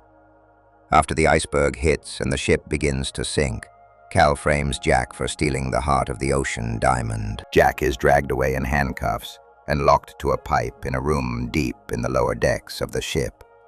The water is rising. The ship is going down. And Jack is chained to a pipe, left to drown. Rose does not know where he is. She does not know what happened to him. All she knows is that he is gone, and that something is wrong. This is where Rose's trust is tested at its deepest level. Everyone around her is telling her to forget about Jack. Cal tells her Jack is a thief. The crew is trying to get her into a lifeboat. Her mother is right there, waiting. The smart thing, the safe thing, the thing that anyone watching from the outside would tell her to do, is to get in the boat. Save yourself. He is probably already gone. But Rose does not do the smart thing. She goes looking for him. She runs through the ship against the tide of people rushing upward. She finds Thomas Andrews and begs him to tell her where a person under arrest would be taken. Andrews gives her directions. She forces an elevator operator to take her down into the flooding lower decks. She wades through knee-deep water, then waist-deep water, calling Jack's name. She finds him, handcuffed to a pipe, water rising around him, and she has no key. What happens next is, in many ways, the most important trust scene in the entire film. Rose runs through the flooded corridors searching for help. She finds a fire axe behind a glass case, smashes the glass, and brings the axe back to Jack. The water is now almost to the top of his handcuffs. He is running out of time. And the only way to free him is for Rose to swing an axe at the chain between his wrists. One swing. If she misses, she could take off his hands. If she hesitates, he drowns. Jack looks at her. He tells her to take a couple of practice swings over on a wooden cabinet nearby. Rose swings once. It lands off the mark. Jack tells her to try and hit the same mark again. She does better. Then he tells her that is enough practice. He holds his hands out on the pipe, and he says, "Listen, Rose, I trust you." Think about that. He is chained to a pipe in a flooding room with water rising past his chest, and a girl he has known for 4 days is about to swing an axe at his hands. And he says, "I trust you." Not "be careful," not "are you sure?" I trust you. Because that is what trust looks like when it actually means something. It is not a warm feeling on a sunny evening. It is a decision you make when everything is on the line, and the only thing between you and death is another person's hands. Rose swings. She hits the mark. The chain breaks. Jack is free. And they run. But the trust tests are still not over. Later, as the lifeboats are being loaded on deck, both Cal and Jack urge Rose to get into a lifeboat. Cal lies and tells her there is an arrangement, that he and Jack will get off the ship on another boat on the other side. Jack looks at Rose and tells her to go. She gets in the lifeboat. It begins to lower toward the water. And for a long, agonizing moment, Rose and Jack stare at each other as the distance between them grows. Then Rose does the thing that no one expected. She climbs off the lifeboat. She jumps back onto the sinking ship. She runs through the crowd, down to the grand staircase, and throws herself into Jack's arms. Jack grabs her and says, "Rose, you're so stupid. Why did you do that? You're so stupid, Rose." And Rose, crying, says, "I couldn't go.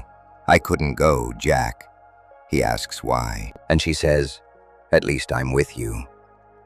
Some people watch this scene and think Rose made the wrong choice. She had a seat on a lifeboat. She had a chance to survive. Why would she throw that away? But that is the wrong question. The right question is, what kind of life would she be surviving for?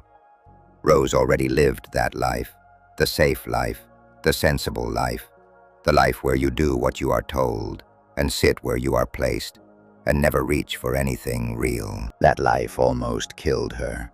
She was standing at the stern of this ship 5 days ago, ready to end it all, because that safe life had crushed her so completely that death looked like freedom. Jack showed her what real freedom felt like. Trust showed her what real connection felt like. And in that moment, standing on a sinking ship, Rose made a choice that had nothing to do with logic and everything to do with trust. She trusted that being with Jack, even in danger, was better than being without him in safety. She trusted that the life she felt when she was with him was worth more than the life she had been living without him. She trusted the feeling. She trusted herself. And she jumped. That is the lesson of trust in Titanic. Letting go is not something you do alone. It requires someone to catch you. It requires someone to say, "Close your eyes," and mean it. It requires someone to hold their hands on a pipe and say, "I trust you," while you swing an axe. And it requires the courage to jump off a lifeboat when every voice around you is telling you to stay safe. Before we move on, if you're enjoying this analysis, please consider subscribing. It helps the channel tremendously. But there is a harder lesson coming, because trust can hold you together during the disaster. It can keep you running when the water is rising and the lights are going out. But even trust has its limits, because the ship is about to break in half. And when it does, the people on board, the brave ones, the scared ones, the ones who held on, and the ones who let go, will all face the same impossible question. What do you do when the thing you are standing on disappears beneath your feet? Section 8. The ship breaks, when letting go is forced upon you. Up until now, every act of letting go in this film has been a choice. Rose chose to climb back over the railing. She chose to go to the steerage party. She chose to return to Jack at the bow. She chose to get off the lifeboat.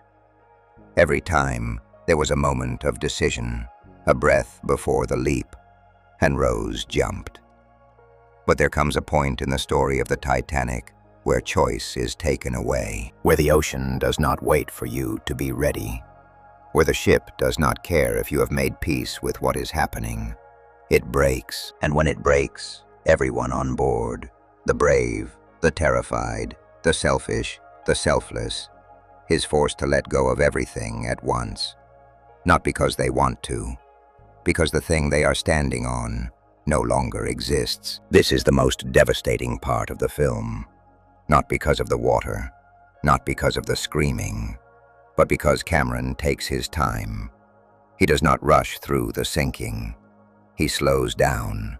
He zooms in. He shows us face after face after face of people who know they are about to die. And he lets us watch how each of them meets that moment. And what we see is not one story. It is dozens of stories, all happening at the same time. Each one a different answer to the same impossible question. What do you hold on to when there is nothing left? Let us start with Thomas Andrews, the man who built the Titanic. From the moment the iceberg hits, Andrews is the only person on the ship who fully understands what is about to happen. He is the one who lays out the blueprints for Captain Smith and explains that 5 compartments have been breached, that the water will spill over the tops of the watertight walls from one compartment to the next, back and back, and that there is no stopping it. He is the one who says the ship will founder. He is the one who calculates 2 hours, at most. And then, while the rest of the officers scramble and Ismay stands there in disbelief, Andrews goes to work. He spends the next 2 hours doing everything he can. He helps with the evacuation. He searches empty cabins for people who might still be inside. When Rose finds him and begs for help locating Jack, Andrews does not hesitate. He gives her directions, even though the lower decks are already flooding. He gives her his life jacket. He tells her, "Good luck to you, Rose." And Rose says, "And to you." They both know what those words mean. The last time we see Andrews, he is standing alone in the first-class smoking room. The room is beautiful, wood-paneled, elegant, with a large painting of a harbor hanging above the fireplace. Andrews is staring at the painting. His life jacket is draped over a nearby chair. He has given it away. He is not going to the boats. He is not fighting. He is not running. He is standing in the room of a ship he designed, a ship he loved, a ship he knows better than anyone alive. And he is adjusting the clock on the mantle, setting it to the right time, as if it matters, as if someone, someday, might need to know. Rose sees him. She approaches, and Andrews says, "I'm sorry I didn't build you a stronger ship, young Rose." Then they embrace, and that is the last we see of Thomas Andrews. There is so much grief in that moment. Andrews is not just apologizing to Rose, he is apologizing to everyone. To the 2,200 people on board, to the families who will never see their fathers and husbands and children again. He built this ship. He believed in it. He fought for more lifeboats and was overruled. He knew its weaknesses and its strengths, and he loved it anyway. And now it is dying, and he is choosing to die with it. Not out of guilt, not out of punishment, but because letting go of the Titanic is the same for Andrews as letting go of himself. The ship is who he is, and when it goes, he goes with it. Then there is Captain Smith. Throughout the film, Smith has been caught between duty and weakness. He listened to Ismay when he should not have. He pushed the ship faster when he should have slowed down. He ignored the iceberg warnings. And now, in the final hour, he is standing on the bridge of a ship that he helped doom, and he has nothing left to give. A young sailor runs up to him and offers him a life jacket. Smith does not take it. He walks past the sailor without a word and enters the wheelhouse. He stands at the wheel. He grips it with both hands, and through the windows, We see the black ocean water pressing against the glass, rising, filling, until it explodes through the windows and swallows him whole. Smith does not let go. He holds on, to the wheel, to his post, to the idea of a captain going down with his ship. There is something almost noble about it, and something almost tragic, because in the end, Smith's refusal to let go of his duty is the same kind of stubbornness that got the ship into trouble in the first place. He could not say no to Ismay. He could not let go of the desire to make headlines, and now he cannot let go of the wheel, even as the sea takes him. He dies the way he lived, holding on to a role, a title, an expectation, rather than stepping away from it. And then there is the band. This is the scene that breaks most people. When the sinking is well underway, one of the musicians says to the others that there is no point in playing anymore. Nobody is listening. Wallace Hartley, the band leader, gives a small, sad smile and says the passengers do not listen to them at dinner either. The band stops playing. They say goodbye to each other. They start to walk away. And then Hartley does not walk away. He stays. He lifts his violin. And alone, on the deck of a sinking ship, with the screams of 1,500 people echoing around him, he begins to play "Nearer, My God, to Thee." One by one, the other musicians stop. They turn around. They look at him. And one by one, they come back. They pick up their instruments. And they play. They play as the water reaches the deck. They play as people run past them toward the stern.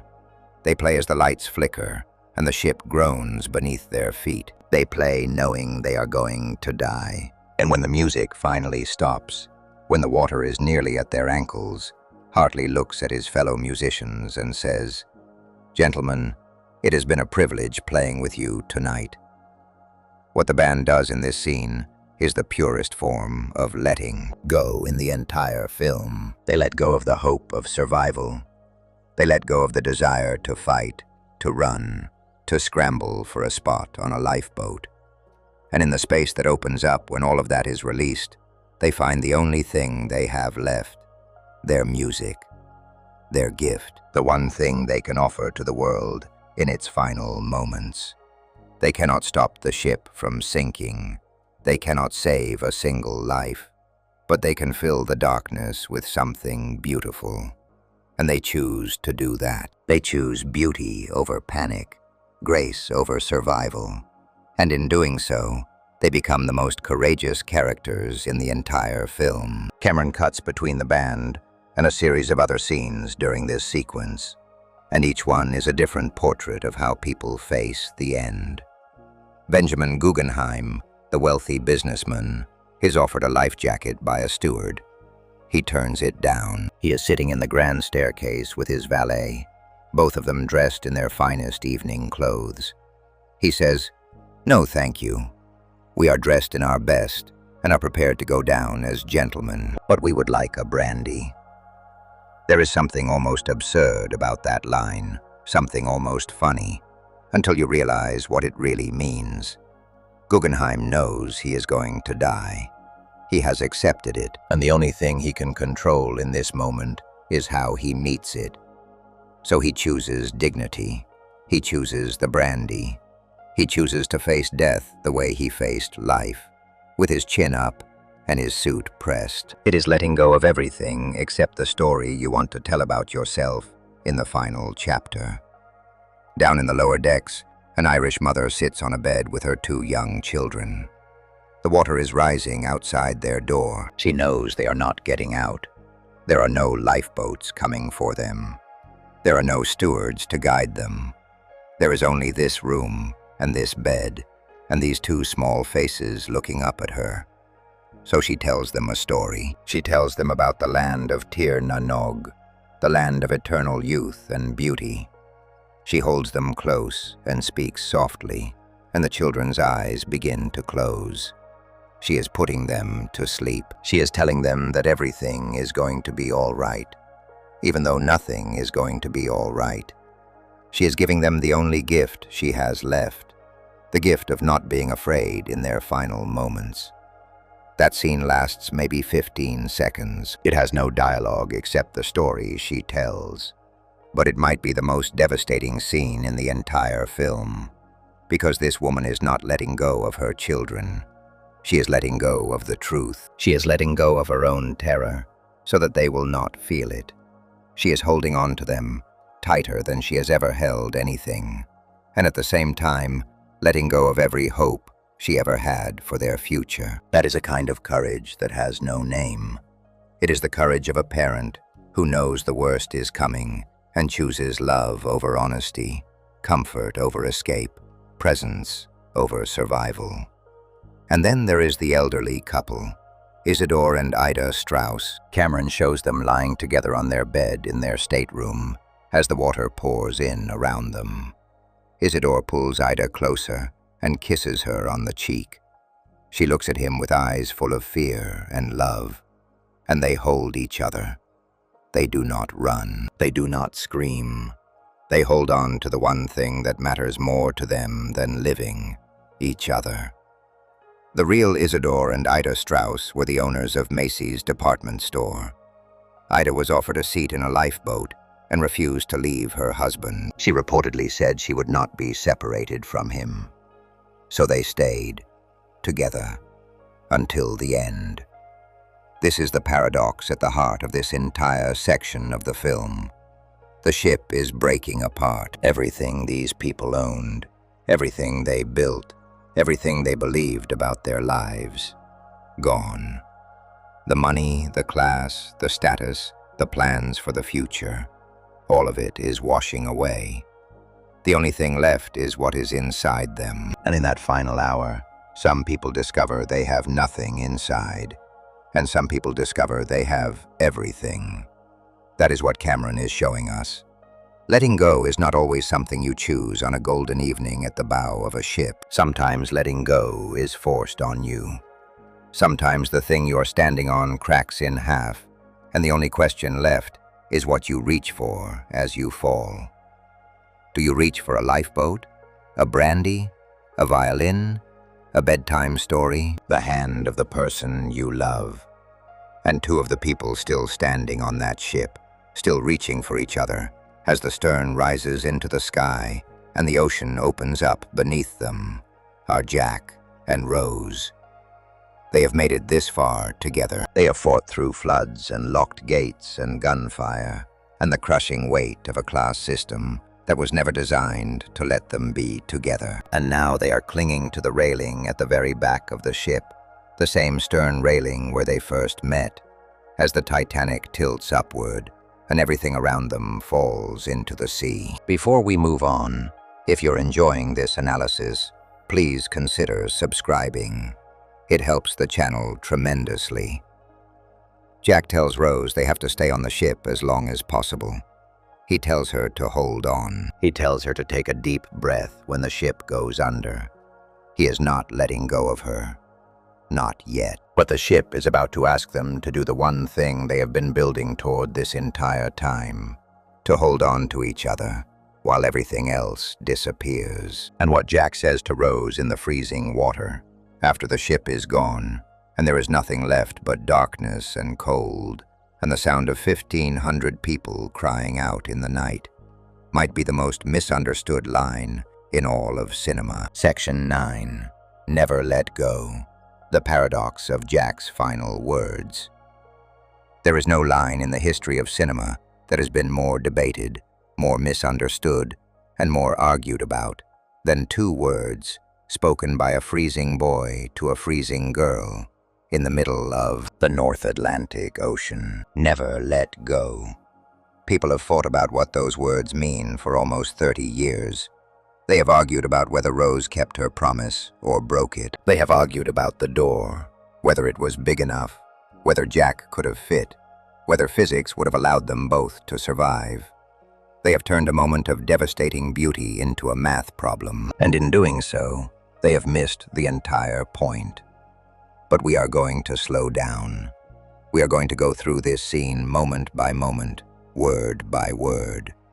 Because what happens between Jack and Rose in the water is not just the climax of a love story. It is the single most important statement the film makes about what it means to let go.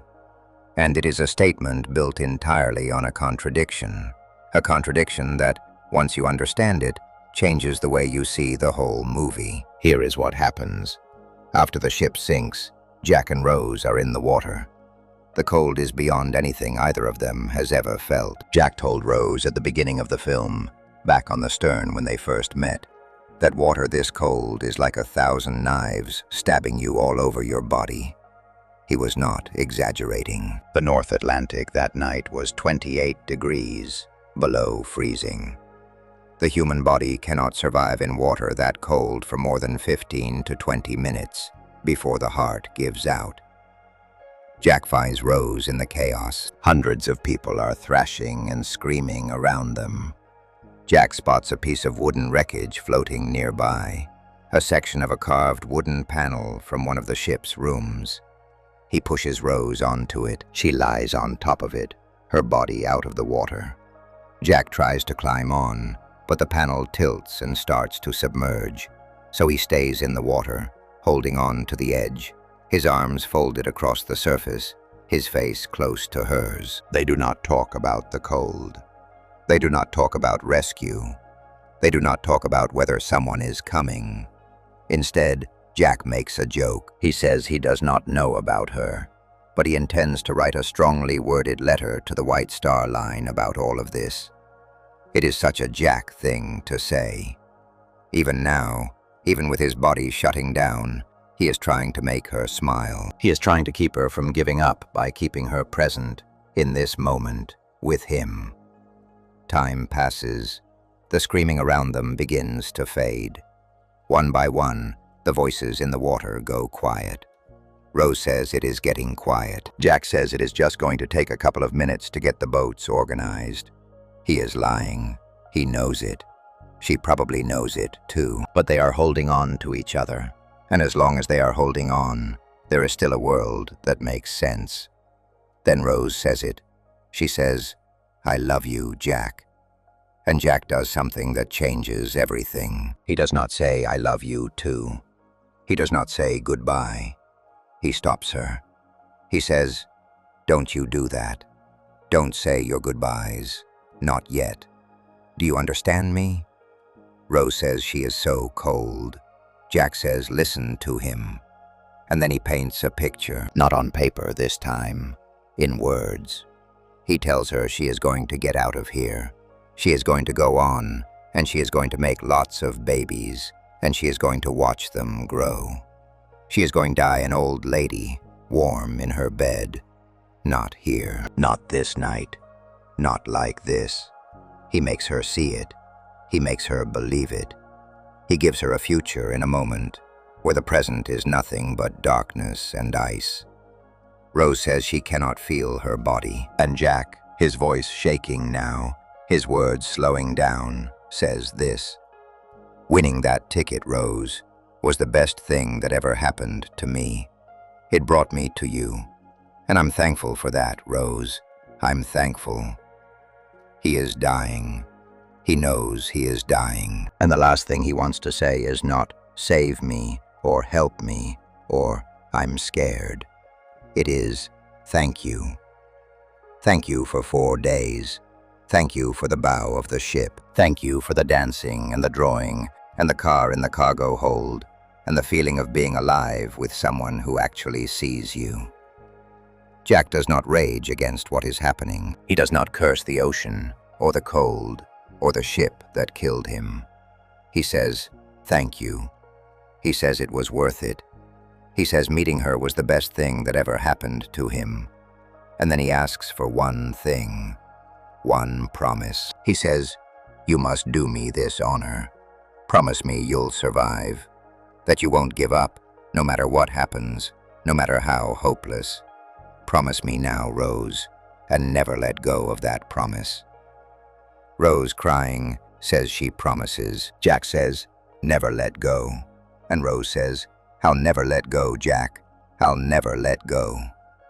Now here is where most people stop listening. Here is where the debate begins, because a few minutes later, Rose looks over at Jack.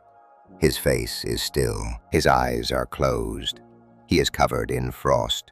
She calls his name. She shakes his hand. He does not respond. Jack is dead. Rose begins to cry. For a long moment, she just lies there, holding his hand, and it seems like she is going to give up, like she is going to close her eyes and let the cold take her too, like she is going to stay with him in the water and die next to the person she loves. And part of her wants to. You can see it in her face. Part of her wants to just let go of everything and slip away with him. But then something happens. She remembers the promise. She looks at Jack's face, and you can almost see the words running through her mind. Never let go. Never let go of that promise. Not of me, of the promise. And in that moment, Rose understands what Jack was really asking her to do. He was not asking her to hold on to his hand forever. He was not asking her to cling to a piece of wood in the middle of the ocean until they both died. He was asking her to hold on to life, to hold on to the future he described for her. The babies, the growing old, the warm bed. He was asking her to survive. And the only way to survive is to let him go. So she does. She looks at him one last time. She says, through frozen lips, "I'll never let go. I promise." And then she uncurls his fingers from hers. She kisses his hand, and she watches as his body slips beneath the surface and disappears into the black water below. People say Rose broke her promise. She said she would never let go, and then she literally let go of his hand. But those people are hearing the words and missing the meaning. Jack never asked her to hold on to him.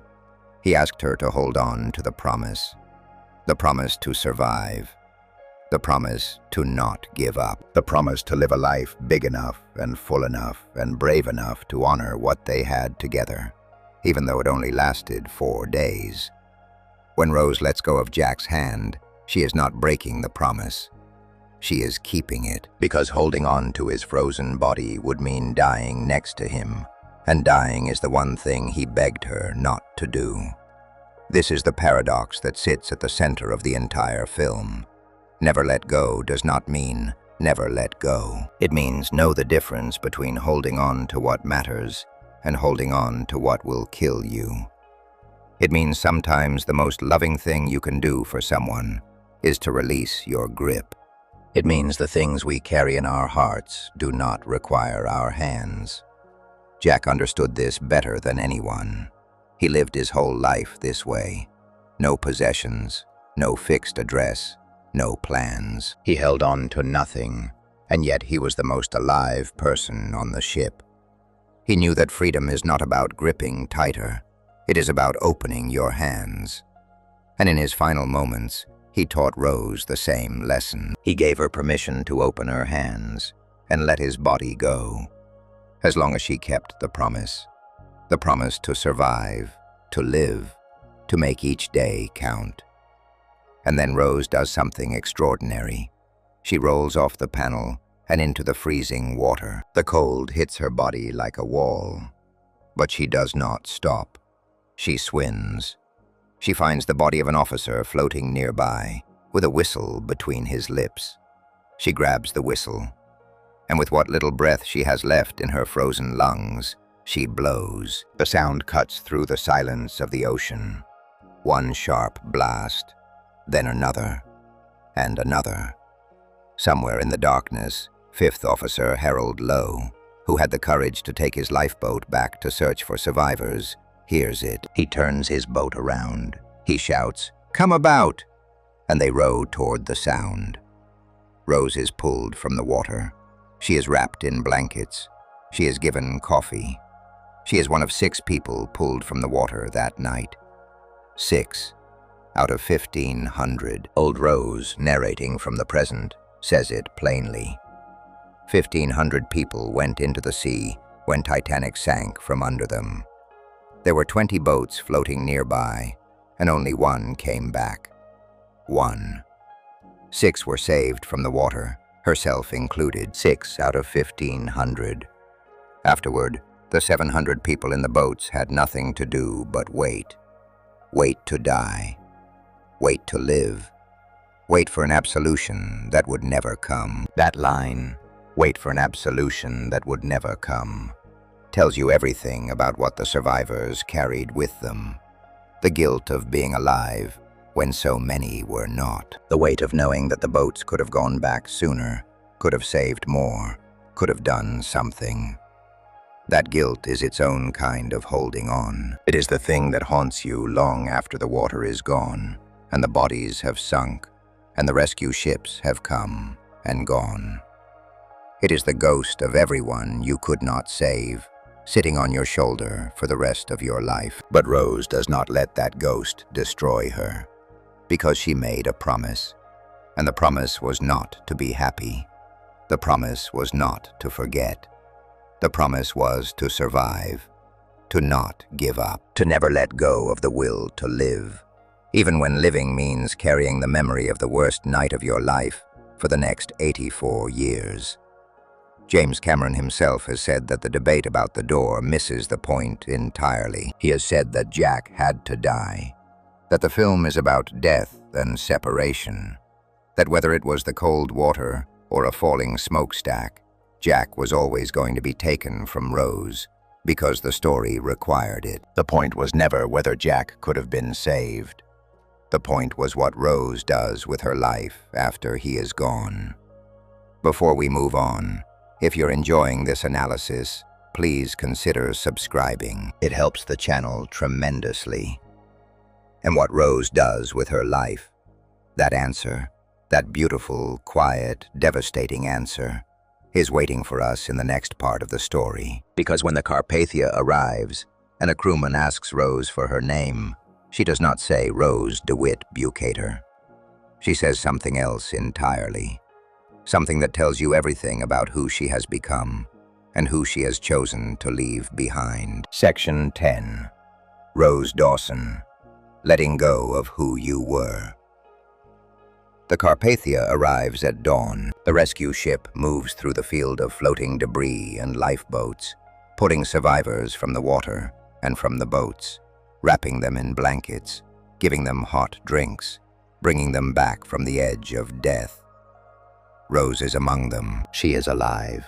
She is frozen, exhausted, and shattered, but she is alive. As the Carpathia makes its way toward New York, Cal walks the deck, searching for Rose. He scans the faces of the survivors. He moves through the crowds, looking, unable to find her.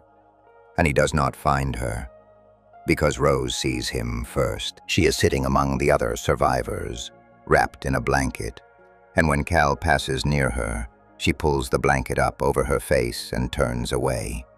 She hides from him. She lets him walk right past her, and Cal keeps walking, eventually giving up, believing she died in the sinking. That moment, Rose hiding from Cal on the Carpathia, is not a small thing. It is the first act of her new life. She is not just hiding from a man she hates, she is hiding from everything he represents. The old name, the old family, the old world, the DeWitt Bukaters, the society dinners, the corsets, the cotillions, the endless parade of parties and narrow people, and mindless chatter that she described at the beginning of the film. All of it. She is letting Cal walk past her, so that Rose DeWitt Bukater can die along with the 1,500 people who went into the water, so that someone new can be born. A steward on the Carpathia approaches her. He has a clipboard. He is collecting names of survivors. He asks, "Can I take your name, please, love?" And Rose, looking out at the Statue of Liberty standing in the harbor ahead of her, says 2 words that change everything. Dawson. Rose Dawson. Not DeWitt Bukater. Not Hockley. Dawson. She takes Jack's name. She does not take it because they were married. They were never married.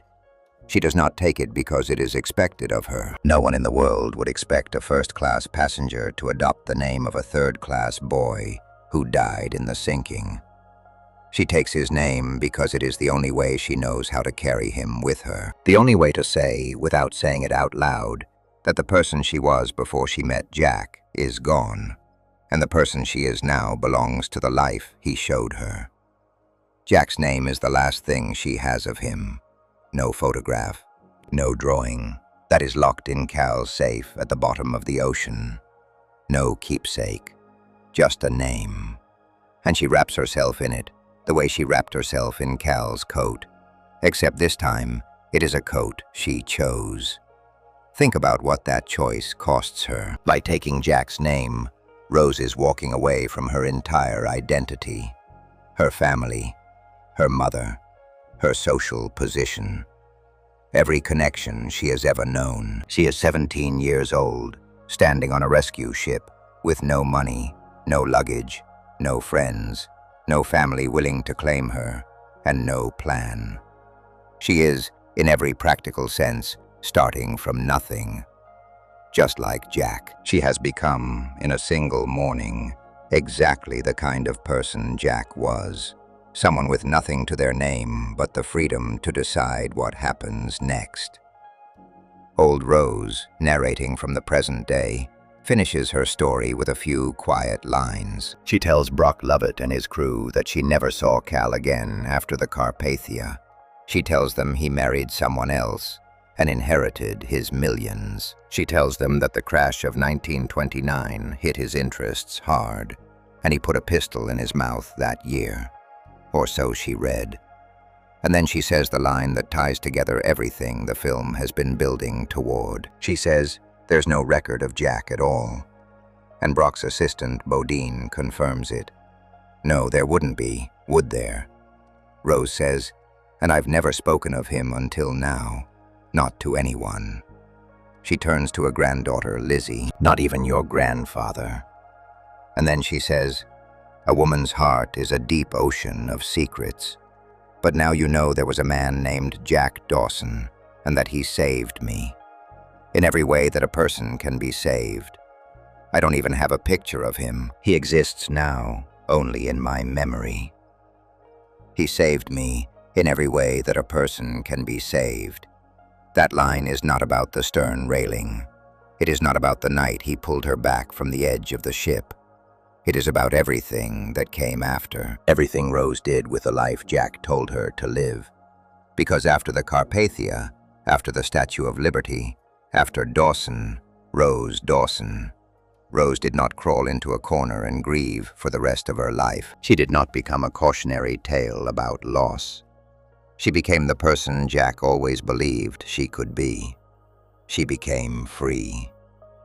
We know this because of the photographs. At the very end of the film, Cameron's camera slowly pans across the nightstand next to old Rose's bed. And on that nightstand, arranged in a careful row, are framed photographs of a life. Rose's life. The life she lived after the Titanic. And every single photograph is a direct callback to something Jack said, or something Jack dreamed about during those 4 days on the ship. There is a photograph of Rose on a horse, riding on the beach at Santa Monica, with a roller coaster visible in the background behind her. This is what Jack promised they would do together. He told her they would go to the Santa Monica Pier, drink cheap beer, ride the roller coaster until they threw up, and then ride horses on the beach. He told her she had to ride like a cowboy. None of that side saddle stuff. Rose told him that was absurd, that she could not imagine riding that way. But in the photograph, there she is, on a horse, on a beach, riding like a cowboy. The roller coaster behind her, exactly as Jack described. There is a photograph of Rose standing next to a small airplane, grinning. This connects to "Come, Josephine, in my flying machine," the little song Jack sang softly into her ear on the bow of the ship during their first kiss. The song about going up, about flying, about leaving the ground behind. Rose went up. She flew. Maybe not literally in that moment on the bow, but later, in life, She actually got into a plane and flew. There is a photograph of Rose fishing. The girl who did not know what ice fishing was when Jack first mentioned it at the stern. The girl who snapped at him and said, "I know what ice fishing is," even though she clearly did not. She went fishing. She did the thing that connected her to the boy from Chippewa Falls, who fell through the ice as a kid and grew up to save her life. There are photographs of Rose as an actress performing on a stage. In a deleted scene from the film, Rose told Jack that she dreamed of being an actress. It was one of the things she wanted to do with her life, but never imagined she could. After the Titanic, she did it. She got on a stage and performed. Every photograph is a promise kept. Every image is proof that Rose took the life Jack described for her. The life of adventures, of freedom, of making each day count. And she lived it. Not with Jack. Jack is gone, but in the spirit of Jack, in the name of Dawson. With a fire that Jack loved about her, the fire he was afraid would burn out, blazing bright for another 84 years. And she did something else that Jack told her she would do. She made babies.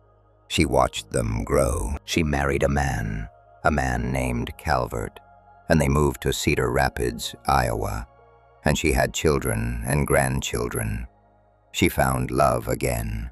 She built a family. She lived a full, rich, layered life that had nothing to do with the DeWitt Bucators or the Hockleys or the world she came from. She became someone new, someone who chose her own path. But here is the part that breaks your heart. She never told anyone about Jack. Not her husband, not her children, not her grandchildren. For 84 years, she carried him silently, like a stone in her pocket, like a song only she could hear. She kept him in the deep ocean of her heart, where no one could touch him, where no one could question him, where the memory of those 4 days stayed pure and untouched by time. She did not talk about him, because talking about him would have meant sharing him. And Jack was the one thing in her life that belonged only to her. He was not bought for her like the heart of the ocean. He was not chosen for her like Cal. He was not expected of her like the marriage and the cotillions and the society life. Jack was hers. He was the one real thing in a life that had been, up until him, entirely fake. And she guarded that secret the way you guard something sacred, not because you are ashamed of it, but because it is too important to let anyone handle carelessly. This is the deepest and most bittersweet form of letting go in the entire film. Rose let go of Jack's body in the water. She let go of his name when she gave it to the steward on the Carpathia. She let go of the old Rose when she walked away from Cal and Ruth and everything she had ever known. She let go of grief when she chose to live instead of die. She let go of the past when she married someone else and built a new life. But she never let go of what Jack meant to her. She carried the lesson, make each day count, for the rest of her life. She carried the feeling, the wind on her face at the bow of the ship, in her bones. She carried the promise, never let go, not as a chain, but as wings. That is the difference between holding on and carrying something with you. Holding on means you cannot move. Carrying means you take it with you wherever you go. Cal held on. He gripped his money, his status, his control, and when it was taken from him, he had nothing. Rose carried. She carried Jack's spirit, his philosophy, his name, and she built an entire life on top of it. She did not need to hold a frozen hand to keep the promise. She kept it by living. Every horse ride, every fishing trip, every flight, every role on a stage, every child she raised, every morning she woke up and decided to make the day matter. That was the promise being kept, over and over and over again, for 84 years. Rose Dawson is the answer to the film's central question. What does it really mean to let go? It means you can release someone's hand and still carry their heart. It means you can lose everything and rebuild from nothing. It means a name is not just a name. It is a choice, a declaration, a rebirth. Rose DeWitt Bukater died on the Titanic. Rose Dawson was born on the Carpathia. And the distance between those two women is the entire journey of the film. Before we move on, if you're enjoying this analysis, please consider subscribing. It helps the channel tremendously. But Rose's story is not the only journey in the present-day portion of Titanic. There is another man on that research vessel who has been listening to her story all along.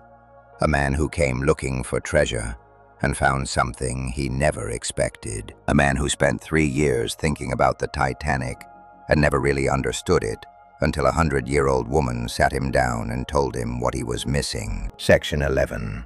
Brock Lovett. Looking for treasure in the wrong places. For most of this film, there is a man watching from the edges. He is not on the Titanic.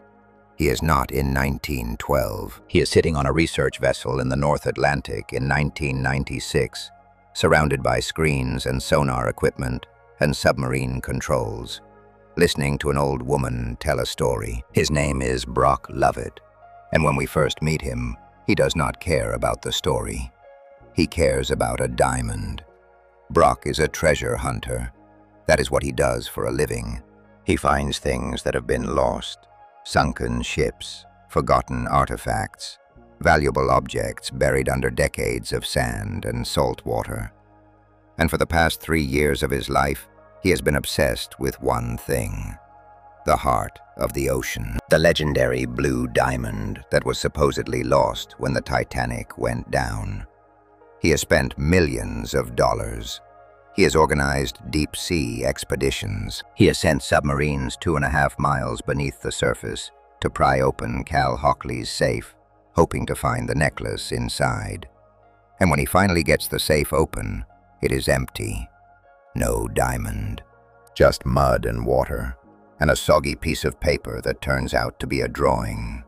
A drawing of a young woman wearing nothing but the necklace. Brock is frustrated. His investors are calling. His time is running out. And then a 101-year-old woman calls him on the phone and says she knows about the heart of the ocean. He flies her out to the ship because he thinks she might lead him to the diamond. That is the only reason he brings her on board. He is not interested in her memories. He is not interested in the people who lived and died on the Titanic. He is interested in a rock. A very expensive, very shiny rock that has been sitting at the bottom of the ocean for 84 years. At first, Brock is impatient with Rose's story. She starts from the beginning: the boarding, the passengers, the feel of the fresh paint and the unused china. And Brock wants to skip ahead. He wants to get to the diamond. He wants coordinates, details, anything that will tell him where the necklace is. When his assistant Louis Bodine first hears Rose's claim, he dismisses her entirely. He calls her a liar, says she is just some actress from the 20s looking for money or attention. He points out that her name was Rose Dawson back then, that she married a man named Calvert, moved to Cedar Rapids, and had a couple of kids. He does not see a survivor. He sees a lead that needs to be verified. But something happens as Rose tells her story. Slowly, over hours, Brock stops interrupting.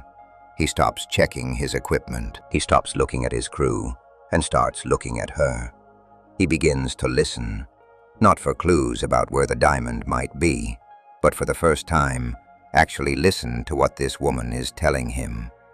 She is not just recounting a disaster. She is telling him about a love that changed her life. She is telling him about a boy who had nothing and gave her everything. She is telling him about the night 1,500 people died in the freezing water, while 700 others sat in lifeboats and waited. Cameron does not hit you over the head with Brock's transformation. It happens quietly, in the spaces between Rose's words. You see it in the way Brock's face changes. At the beginning of the film, when he first films himself on the deck of the Keldysh, looking at the wreck through the submarine cameras, he delivers a dramatic speech to his video diary about the great ship sitting in her grave. And then his assistant Lewis snickers and says, "You are so full of it, boss." Because Brock's fascination with the Titanic is not real. It is a performance. He is not moved by the ship. He is performing being moved because it makes good footage. He is a man standing on top of a graveyard, making a documentary about treasure, and he does not even realize how empty that is. Rose changes him. Her story changes him. Because Rose is not just telling him about the Titanic, she is telling him about what matters. She is telling him about a 17-year-old girl who was drowning in a life of money and status and was pulled back from the edge by a boy who had $10 in his pocket. She is telling him that the diamond, the thing he has spent 3 years and millions of dollars searching for, was never the treasure. It was a chain. It was a leash. It was the thing Cal used to control Rose, to own her, to anchor her to a life she hated. The heart of the ocean was never a gift of love. It was a weapon of possession. And Brock has been chasing it, like it is the most important thing in the world. There is a moment near the end of Rose's story where Brock's crew is gathered around, and several of them are in tears. These are tough, practical, working men, deep-sea divers and engineers and technicians, and they are crying because Rose's story has done to them what the Titanic itself could not. It made them feel it. Not as history, not as data, not as a treasure map, as a human experience, as loss, as love, as the kind of grief that does not fade after 84 years because it was carved into a girl's heart on the coldest night of her life. After Rose finishes her story and goes to bed, Brock stands on the deck of the Keldysh. It is night. The ocean stretches out in every direction. The same ocean that swallowed the Titanic all those years ago.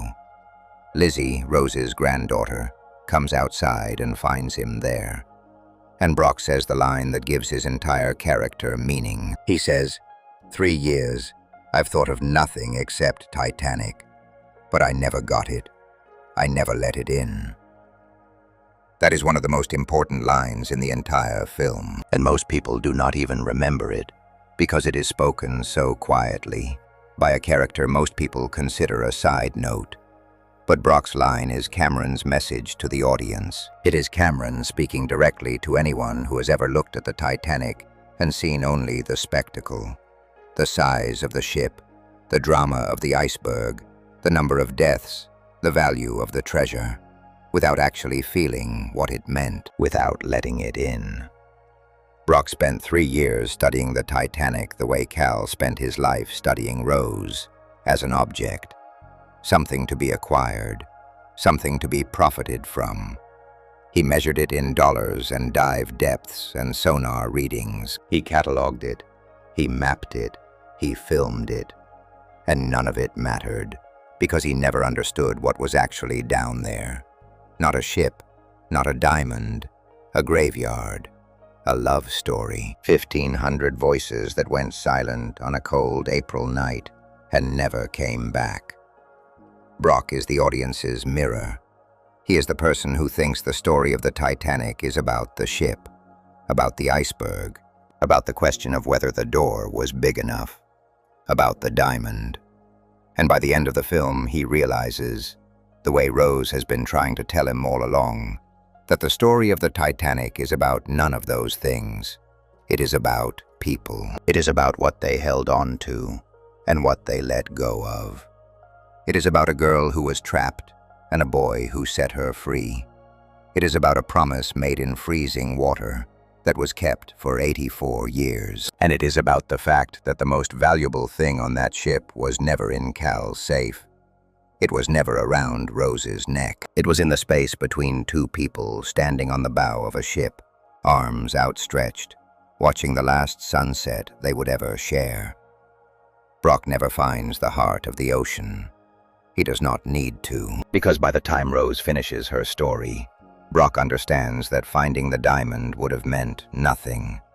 It would have been a thing in a museum, a headline in a newspaper, a number in a bank account. It would not have told him anything true about the Titanic. The truth was in Rose's voice, in the way her eyes lit up when she talked about Jack, in the way her hands trembled when she described the water, in the way she kept a secret for 84 years, because some things are too sacred to share until the time is right. Brock's transformation is the film's way of asking the audience a question. What are you looking for? What treasure are you chasing? And is it possible that the thing you really need is not something you can hold in your hands, but something you have to let into your heart? Because that is what Brock finally does. He lets it in. He lets the story of the Titanic into his heart, past the ambition and the dollar signs and the 3 years of obsession. And for the first time, he feels it. Not as a treasure hunter, as a human being. And in that feeling, in that moment of finally understanding, Brock does the same thing Rose has been doing her entire life. He lets go of what he was chasing, and he finds something better. Before we move on, if you're enjoying this analysis, please consider subscribing. It helps the channel tremendously. But there is one final act left in this story. One last thing Rose must do before it is over, and it involves the very diamond Brock spent 3 years searching for, the heart of the ocean, and the dark, endless water below the ship where she is standing. Section 12, The Heart of the Ocean, the final release. It is night on the Keldysh. The crew has gone to bed. The ocean is black and still, and a 101-year-old woman walks alone to the stern of the ship. Rose has told her story. She has spoken for hours about the boarding in Southampton, the grand staircase, the first-class dinners, the boy who won his ticket in a poker game. She has described the stern railing and the ice fishing story, the steerage party, the bow at sunset, the drawing, the car in the cargo hold, the iceberg, the flooding, the gates, the lifeboats, the water, the cold, the promise. She has told the story of the worst and most beautiful night of her life, and she has told it for the first time. Not to a journalist, not to a therapist, not to her husband, or her children, or her grandchildren. To a treasure hunter and his crew, on a ship floating directly above the place where 1,500 people, including the only boy she ever truly loved, sank to the bottom of the sea 84 years ago. And now it is over. The story is told. The secret she carried for nearly a century has been spoken aloud. And Rose has one more thing to do. She reaches into the pocket of her robe, and she pulls out the heart of the ocean. She has had it the whole time. The entire film, from the very first scene to this moment, Brock Lovett and his team have been searching for this diamond. They have spent 3 years and millions of dollars. They have sent submarines into the wreck. They have opened safes and scanned debris fields and mapped every room of the sunken ship. And it was never down there. It was in a drawer in Cedar Rapids, Iowa, in the home of a quiet old woman who went by the name Rose Dawson Calvert. She found it in the pocket of Cal's coat on the Carpathia, the same coat he put around her shoulders before she got into the lifeboat. Cal had slipped the diamond into the coat pocket without realizing it, and when Rose chose to keep Cal's coat and throw away Cal's name, she unknowingly kept the diamond too. She never sold it.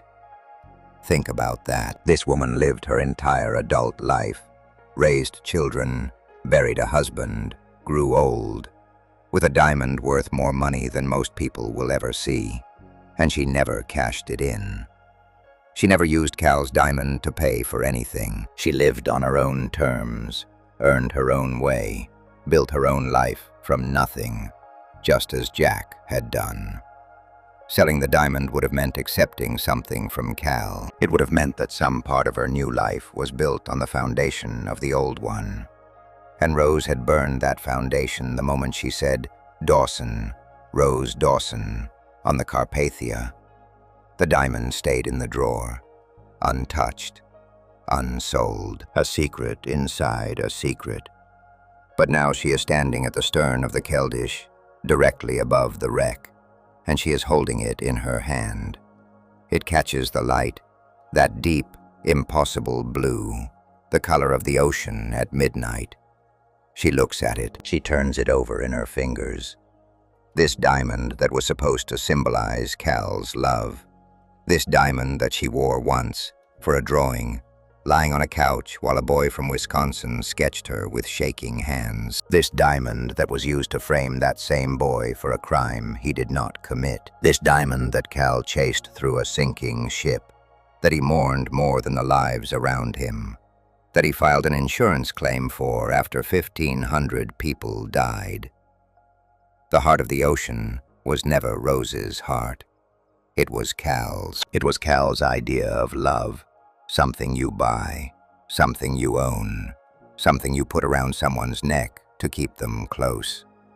And Rose has been carrying it for 84 years, not because she valued it, but because she could not let it be found. She could not let Brock or anyone else pull it from the wreck and put it in a museum and call it the treasure of the Titanic. Because the treasure of the Titanic was never a diamond. It was a boy who made each day count. It was a promise made in freezing water.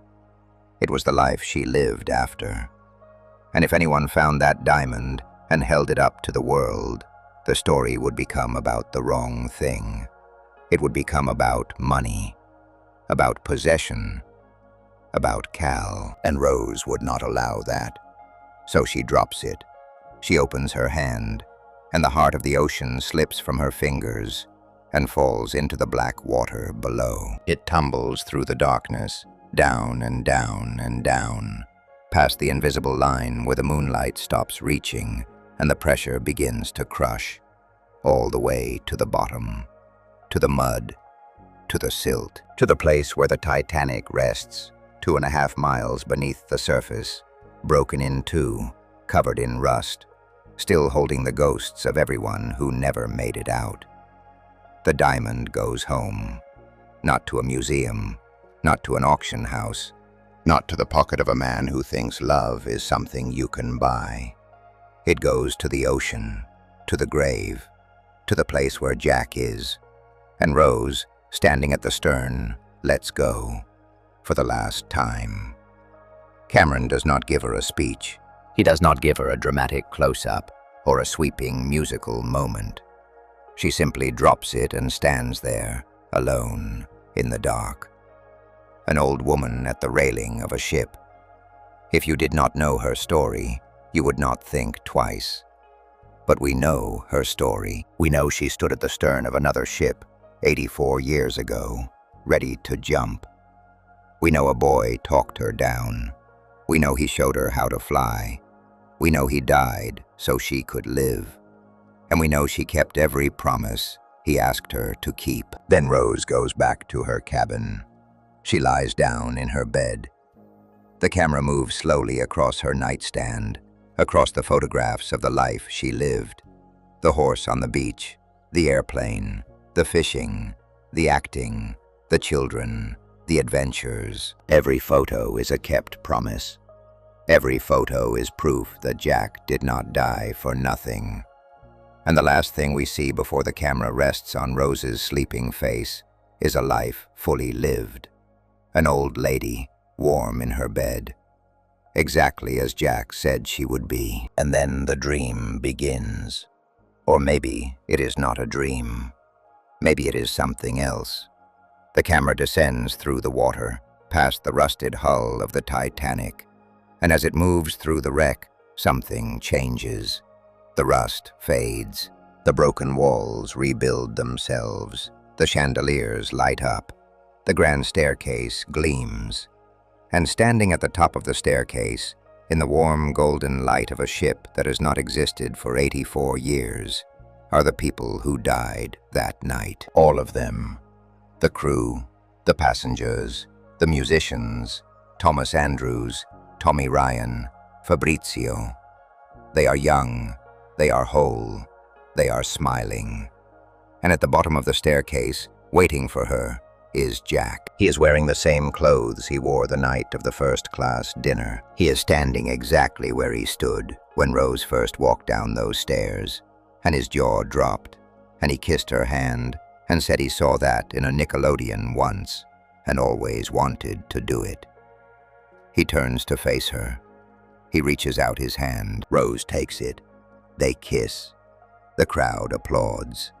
The clock on the wall reads the time, and the camera pulls back and back and back until we see the Titanic from above, whole, shining, unbroken, sailing through whatever comes after this life. Cameron has said he left the ending open on purpose.